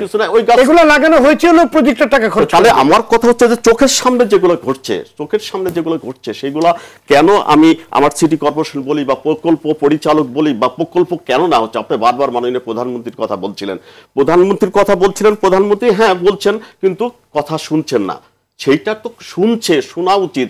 প্রকল্পের মান ভালো হোক, টাকাটা সঠিকভাবে খরচ হোক, সময় মতো হোক। মাননীয় মন্ত্রী তো বলছেন, আমিও 30 বছরের সাংবাদিকতা করি, বলছেন, কিন্তু কেন সেটা ইমপ্লিমেন্টেশন হচ্ছে না, কেন সেটা সঠিকভাবে বাস্তবায়ন হচ্ছে না? এই জায়গায় তো এখন হাত দেওয়ার সময় হচ্ছে। আসলে ভাই আমি সেটা একটি কথা বলি, সেটা হচ্ছে আমি খুবই প্রত্যাশা করেছিলাম টানা 3 মেয়াদ, আগের একটি মেয়াদ। আমি সত্যিকার অর্থে এই বছরের জানুয়ারিতে যখন মন্ত্রিসভা গঠন হলো, তখন আমার ব্যক্তিগতভাবে একজন সাংবাদিক হিসেবে বলেন বা সচেতন নাগরিক হিসেবে প্রত্যাশা ছিল এইবার শুরুটা মাননীয় প্রধানমন্ত্রী বা এই সরকার একটু অন্যভাবে করবেন, যে হ্যাঁ এতদিন যা হয়েছে না হয়েছে এইবার আর দুর্নীতিকে কোনো কিছু ছাড় দেওয়া যাবে, আর দুর্নীতিকে ছাড় না, স্বচ্ছতা জবাবদিহি এইবার নিশ্চিত করতেই হবে। আমি ব্যক্তিগতভাবে প্রত্যাশা করেছিলাম, কারণ মাননীয় প্রধানমন্ত্রীর মনে করেন অনেক সীমাবদ্ধতা সত্ত্বেও অনেক ভালো বা অনেক কিছু অর্জন, এটা কিন্তু আমাকে আপ্লুত করে। আমি সত্যি কথা বলতে পারি। কারণটা হচ্ছে যে দেখেন, এই পদ্মা সেতু এত সুন্দরভাবে হতো কিনা জানি না, উনি কিন্তু এককভাবে প্রধানমন্ত্রীর কার্যালয় থেকে বারবার মনিটরিং করার কারণে কিন্তু এটা একটা অন্য ধরনের বিশ্বে ভাবমূর্তি অর্জন করেছে। একই সঙ্গে অন্য প্রধানমন্ত্রীর কার্যালয় থেকে সরাসরি মনিটরিং করে যে সমস্ত প্রকল্প দেওয়া হয়েছে তার বাস্তবায়ন কিন্তু আমরা বা তার সফলতা কিন্তু আমি দেখতে পাচ্ছি। সেই কারণে আমার ব্যক্তিগতভাবে একটা প্রত্যাশা ছিল যে এইবার একটু ভিন্নভাবে শুরু হবে, কিন্তু আমার সেই প্রত্যাশাটা মানে পূর্ণ হয়নি এবং পূরণ হতে আমি দেখছি না। কারণটা হচ্ছে দেখেন, এখন পর্যন্ত সেই দুর্নীতি বলেন, এবং এটা বেড়েছে কিনা আমি জানি না। আমি যখন আমার মানে উপজেলা থানা পর্যায়ে যাই, আগে হ্যাঁ আমলা বা অন্যান্য পর্যায় পর্যন্ত ছিল, এখন একদম বাস রুটে চলে গেছে। একজন নর্মাল মানে স্থানীয় নেতারাও যেভাবে যে প্রক্রিয়ায় যে সমস্ত মানে অস্বচ্ছ কাজ করছে বা দুর্নীতির আশ্রয় নিচ্ছে, এটা আমাকে খুবই ব্যথিত করছে। আমি জানি না এইটাকে যদি শক্ত আছে মাননীয় প্রধানমন্ত্রী হস্তক্ষেপ না করেন, আমি জানি না যে আমাদের অনেক অর্জন আছে সেটা খুবই খারাপ দিকে যাবে। ধন্যবাদ আপনাদেরকে। আমাদের হাতে একদম অল্প সময় রয়েছে। নাজমুল আশরাফ, আসলে সমাধানের কথা আমরা বলতে চাই। প্রকল্পগুলোতে জবাবদিহিতা নিশ্চিত করার ক্ষেত্রে আসলে মূল বাধা কোথায়, কিভাবে নিশ্চিত করা যায়? একেবারে 1.5 মিনিটে যদি বলেন। 1.5 মিনিটে শেষ করবো। যেটা মঞ্জু ভাই বলছিলেন যে জবাবদিহিতা, গণতন্ত্রের অন্যতম শর্ত হচ্ছে জবাবদিহিতা, এবং এই জবাবদিহিতা এবং স্বচ্ছতার মাধ্যমে আপনি দুর্নীতি অনিয়ম দূর করতে পারেন। কারণ যদি প্রতিনিয়ত জবাবদিহিতার মধ্যে রাখেন এবং স্বচ্ছতা নিশ্চিত করেন, তাহলে কিন্তু দুর্নীতি অপকর্ম করার সুযোগ খুব একটা থাকবে না। ভয় পাবে, জনসম্মুখে আসতে হবে, আপনার যখন ভোট চাইতে যাবে তখনও এটা একটা ব্যাপার হবে। এই জবাবদিহিতার ক্ষেত্রে মঞ্জু ভাই চমৎকারভাবে বলেছেন যে সংসদীয় কমিটি, গণমাধ্যম, তারপরে বলেছেন দুর্নীতি দমন কমিশন এবং হাইকোর্টের রিট, প্রত্যেকটাই ঠিক আছে, কিন্তু আমাদের সংসদ জবাবদিহি কতটা করে, সংসদ কিভাবে নির্বাচিত হচ্ছে, কারা নির্বাচিত হচ্ছেন, নির্বাচন কেমন হচ্ছে, এই আলোচনা আজকে নাইবা করলাম, কিন্তু সংসদীয় কমিটিগুলোর যে কাজ সেটা যখন ভালো নির্বাচনও হয়েছে, আমি যদি 91 থেকে ধরি, অনেকগুলো ভালো নির্বাচন, ভালো সংসদ হয়েছে, 91 সংসদ, 96 সংসদ, 2001 সংসদ আমি রিপোর্টার হিসেবে কভার করেছি। খুবই প্রাণবন্ত সংসদ ছিল, খুবই ভালো ভূমিকা রেখেছে, চমৎকার বিতর্ক হতো। কিন্তু সংসদীয় কমিটিগুলোতে মন্ত্রণালয় ভিত্তিক যে সংসদীয় কমিটিগুলো, সেই মন্ত্রণালয়ের নানান বিষয় নিয়ে, প্রকল্প নিয়ে, ভালো মন্দ, দুর্নীতি, এগুলো নিয়ে যে আলোচনা হওয়া, সংশ্লিষ্ট কর্মকর্তাদের ডেকে আনা এবং সরকারি দল বিরোধী দল মিলে তাদেরকে ধরা, সেটাকে উন্মুক্ত রাখা গণমাধ্যমের জন্য। আমেরিকার কংগ্রেসের প্রত্যেকটা শুনানি আপনার ওপেন থাকে, টেলিভিশনগুলো লাইভ সম্প্রচার করে, মানুষ দেখে যে তাদের যারা শাসন করেন, মানে শাসক শ্রেণী, সরকার, প্রশাসনের লোক, তারা কি করছে, এবং তাদেরকে জনপ্রতিনিধিরা চিল্লা কাইটটা লবণ লাগাই দেয়। সেগুলো মানুষ দেখে, দেখে তাদের ভূমিকা সম্পর্কে জানে এবং সেভাবে তারা তাদেরকে মূল্যায়ন করে। আমাদের সংসদীয় কমিটিগুলোতে এরকম কাজের ধারে কাছে কখনো আমরা যাই নাই। আমি রিপোর্টার হিসেবে প্রায় 15-16 বছর সংসদ কভার করেছি, কোনো সংসদীয় কমিটির বৈঠকে আমাদেরকে কখনো ঢুকতে দেওয়া হয় নাই। এতগুলো সংসদীয় কমিটি নিয়মিত মিটিং হয়, কি হয়, আউটকাম কি, ফলাফল কি, এজেন্ডা কি, কিছুই আমরা জানি না, এবং এগুলো কখনই গণমাধ্যমকে জানতে দেওয়া হয় না। কখনো কখনো দেখা গেছে কি যে কোনো একটা সংসদীয় কমিটির পেছনে লেগে আছে, আমি জানি আজকে এই কমিটিতে এটা নিয়ে আলোচনা হবে, দিনের পর দিন লেগে থাকার পরে আপনাকে একটা প্রেস রিলিজ ধরায় দেবে 2 লাইনের, যার মধ্যে নিউজ ওয়ার্দি কোনো পয়েন্ট নাই, মিটিং এর আলোচনার সাথে কোনো সম্পর্ক নাই, এজেন্ডাতে সম্পর্ক নাই। ফলে সংসদীয় কমিটিগুলোকে যদি প্রাণবন্ত এবং কার্যকর করা যায়, অনেক বড় একটা উপায়। গণমাধ্যম তো আছে, আদালত তো আছেই, আর দুর্নীতি দমন কমিশন স্বপ্রণোদিত হয়ে বা গণমাধ্যমের খবরের ভিত্তিতে যদি ওনারা কাজ করেন তাহলে আরো বেশি কার্যকর ভূমিকা। ধন্যবাদ আপনাকে খন্দকার ইমরান আনসার হোসেন। আপনি কি পরামর্শ দিবেন প্রতিটি প্রকল্পে সব জায়গাতে আমরা জবাবদিহিতাটা কিভাবে নিশ্চিত করতে পারি? আচ্ছা, ধন্যবাদ আপনাকে। খুব ছোট করেই বলবো, তবে একটা ক্লারিফিকেশন আছে। আমার মনে হয় যে আমাদের যারা বিশেষ করে লয়ার্স যারা আমাদের সাথে সহযোগী কথাবার্তা বলেছেন, ওনাদের কথার থেকে আমার যেটা মনে হচ্ছে দর্শকটা একটা ভুল বুঝবে, ক্লিয়ার করে নিই। একটা হচ্ছে পরিকল্পনা, আর একটা হচ্ছে আপনার ডিজাইন। প্রকল্পগুলোর ডিজাইন কিন্তু আছে, মানে যেটা দিয়ে আপনি ধরবেন ওইটা কিন্তু আছে, মানে কি কি বানাইছেন, কতটুকু মাপ, কতটুকু সব আছে, নকশা যেটা। কিন্তু পরিকল্পনা হচ্ছে যে এটা কেন বানাবো, কি বানাবো, সেই জায়গাটা মিসিং আছে। আনফরচুনেটলি এই জায়গাটা হওয়ার কথা ছিল আমাদের প্ল্যানিং কমিশনে। প্ল্যানিং কমিশনে আমার আজ পর্যন্ত কোনো প্ল্যানার নাই। প্ল্যানার আছে কিন্তু তারা ইকোনমিক ক্যাডারে ঢুকেছে, মানে প্ল্যানার বলে কোনো ক্যাডারই নাই বাংলাদেশে এখনো। এটাই আমি বলতে চেয়েছি যে আমার কোনো জায়গায় কোনো অফিসিয়ালি কোনো প্ল্যানার নেই। হ্যাভিং সেড দ্যাট, আমি আপনাদের এখানে আসি। জবাবদিহিটা খুব সহজ। যদি আপনি একদম টপ লেভেলে আসেন তাহলে ন্যাশনাল এবং রিজিওনাল প্ল্যানে আপনি কি করে স্ট্র্যাটেজি ঠিক করেছেন। এখন আপনি নিচের প্ল্যানগুলোকে ওটাতে ছাঁকনির মধ্যে ফেলেন, স্ট্র্যাটেজির সাথে মেলে নাকি মেলে না, যেখানে মেলে না ফেরত দিয়ে দেন, এটা মিলায় নিয়ে আসো, তাহলে ক্লিয়ার হয়ে গেল। প্রথমে ওটা হলো। তার নিচে আসেন প্ল্যানিং কমিশনে। প্ল্যানিং কমিশনের প্রকল্প যখন ঢুকছে তখন দেখা গেল যে এই প্রকল্পটা ওই এলাকার প্ল্যানের থেকে বের করছেন নাকি আবিষ্কার করছেন মাথার থেকে। যদি প্ল্যানের থেকে না বের করেন বাদ, প্ল্যান থেকে নিয়ে আসো, প্ল্যানে তো রাস্তা আছে, সব দেওয়া আছে, আপনি ওইগুলোকে ডিটেইল করেন, ডিজাইন করেন। তাহলে এগুলি যখন করবেন তারপরে ইমপ্লিমেন্টেশনে যান। তাহলে এইটা ধরে ধরে যখন এটাকে আপনি চেক করবেন, আপনি কি আলটিমেটলি গ্রাউন্ডে আপনি সব কিছু প্ল্যান্ড অবস্থায় পাবেন। এটা কিন্তু এস্টাবলিশড, এটা নতুন আবিষ্কার করার কিছুই নাই। It is already there, it is established, only thing we have to follow it. জি, ধন্যবাদ আপনাকে। শাহ মঞ্জুরুল হক, আপনি কি পরামর্শ দেবেন? একেবারে ছোট করে যদি পরামর্শ দেন যে এই জবাবদিহিতা কিভাবে নিশ্চিত করা যায়, প্রকল্পের মানসম্পন্ন কাজ কিভাবে পাওয়া যায়। শেষ কথা দিয়ে আমি শুরু করি যে আমাদের দক্ষ লোক প্রয়োজন, দক্ষ কর্মী বাহিনী প্রয়োজন নাম্বার 1। যেমন প্ল্যানার নাই, যদি না থাকে প্ল্যানারের আমাদের কোনো ইয়া নাই, কি বলে বিসিএস এর যে ক্যাডার বা এই ধরনের কোনো ইয়া যদি না হয়, পরিকল্পনা কমিশন এই কাজটা যদি সঠিকভাবে করতে না পারে তাহলে ডেফিনেটলি প্রথমেই গোড়ায় গলদ আছে। আর একটা হচ্ছে কর্মদক্ষ লোক প্রয়োজন, যে প্রকল্পে যাকে নিয়োগ দেওয়া হচ্ছে সে সেই বিষয় সংশ্লিষ্ট অভিজ্ঞতা রাখবেন, দক্ষ হবেন, সৎ হবেন। কারণ সৎ না হলে কিন্তু এটা কখনোই সম্ভব না। যে একজন অসৎ লোককে আপনি যদি সারাদিন পাহারা দিতে হয়, আমি একটা দায়িত্ব পালন করি সুপ্রিম কোর্ট বারের সম্পাদক, প্রথমেই আমার যে চিন্তাটা মাথায় ঢুকিয়ে দেওয়া হয় সেটা হচ্ছে যে এখানে যারা কর্মকর্তা আছে তারা হয়তো দুর্নীতি করতে পারে, মানে এটা নিয়ে আমাকে অফিসে ঢুকতে হয়। কিন্তু এটা নিয়ে কেন আমাকে অফিসে ঢুকতে হবে? মন্ত্রণালয়ের মাননীয় মন্ত্রীর প্রথম দায়িত্ব হচ্ছে মন্ত্রণালয়ের দুর্নীতি হইতে পারে, এটা হলো প্রথম আপনার মাথায় ঢোকানো হচ্ছে। প্রকল্প শুরু হলে প্রথম মাথায় যারা ঢুকছে প্রকল্পের দুর্নীতি হইতে পারে, এটা কেন হবে? আপনার প্রথম আমাদের এরকম লোক তৈরি করতে হবে যেন প্রথম দায়িত্ব হয় যে না, আমরা সবাই সমষ্টিগতভাবে দক্ষতার সাথে সততার সাথে কাজ বিভিন্ন কাজে আমরা দেখি যে দালাল চক্রের যে আধিপত্য, এই যে কোনো কাজের সাথে বিভিন্ন দালাল, যে উনি ওর একজন এক এক দালাল এক এক রেফারেন্সের, আমি ওনার ওই ইয়ের সাথে আছি, আমি ওনার সাথে আছি, আমি ওনার সাথে আছি, এবং দালালগুলো কিন্তু সবচেয়ে বেশি প্রভাব বিস্তার করে। আগে কিন্তু আমি এটা বললাম যে এটা আরেকটা চেঞ্জ এবং ডেভেলপমেন্ট। আগে কিন্তু ব্রোকার হাউস বা দালাল বলে এই ধরনের শব্দ কম ছিল বাংলাদেশে। গত ওই একটানা আমাদের মাননীয় প্রধানমন্ত্রী, বিশেষ করে আওয়ামী লীগ সরকার 15 বছর ক্ষমতায় থাকার কারণে কিছু কিছু স্বার্থান্বেষী মহল এই ব্যবসাটাকে ভালো রকম বুঝে নিয়েছে, দালাল চক্র যেটাকে বলা। তারা দেখা যাচ্ছে যে উইদাউট এনি ইনভেস্টমেন্ট শুধুমাত্র এই প্রকল্পের পিছনে লেগে থেকে প্রকল্প পাশ করিয়ে দেওয়া, প্রকল্প জেনতেন ভাবে নিয়ে নেওয়া, প্রকল্পের অর্থ ছাড় করানো, প্রকল্পের কাজ জেনতেন ভাবে করার জন্য কমিশন তৈরি হয়েছে। এই তো বললাম যে উইদাউট ইনভেস্টমেন্ট প্রকল্প করে ওখান থেকে কমিশন খাওয়া, এটা কিন্তু সব জায়গায় এখন। জি, ধন্যবাদ। আমাদের আলোচনা শেষ করতে হবে। আপনাদের সবাইকে ধন্যবাদ আজকে আলোচনায় অংশগ্রহণ করার জন্য। জি দর্শক, দেশের মানুষের জীবন মান উন্নয়নে এবং জীবনযাত্রা গতিশীল করতে সরকার নানামুখী প্রকল্প গ্রহণ করে, তা বাস্তবায়ন করে চলেছে।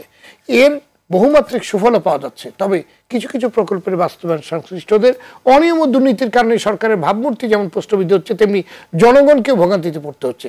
পাশাপাশি জনগণের করের টাকারও অপচয় হচ্ছে। এই প্রবণতা কঠোরভাবে বন্ধ করতে হলে প্রতিটি প্রকল্পে উচ্চ ক্ষমতা সম্পন্ন ভিজিলেন্স টিম রাখতে হবে। প্রতিটি প্রকল্পের জবাবদিহিতা নিশ্চিত করতে সংসদীয় কমিটিগুলোকে সক্রিয় ভূমিকা রাখতে হবে। চাপিয়ে দেওয়ার পরিবর্তে চাহিদা ভিত্তিক প্রকল্প গ্রহণ করতে হবে। জনগণকেও দায়িত্বশীল হতে হবে। কোথাও কোনো অনিয়ম দুর্নীতি দেখলে দুদক সহ সংশ্লিষ্ট কর্তৃপক্ষগুলোকে অবগত করতে হবে। এমন পরামর্শগুলি উঠে এসেছে আজকের আলোচনায়। দর্শক, আজ পর্যন্তই। আগামী সপ্তাহে আবারও দেখা হবে। সে পর্যন্ত সবাই ভালো থাকুন, সুস্থ থাকুন। সঙ্গে থাকার জন্য ধন্যবাদ।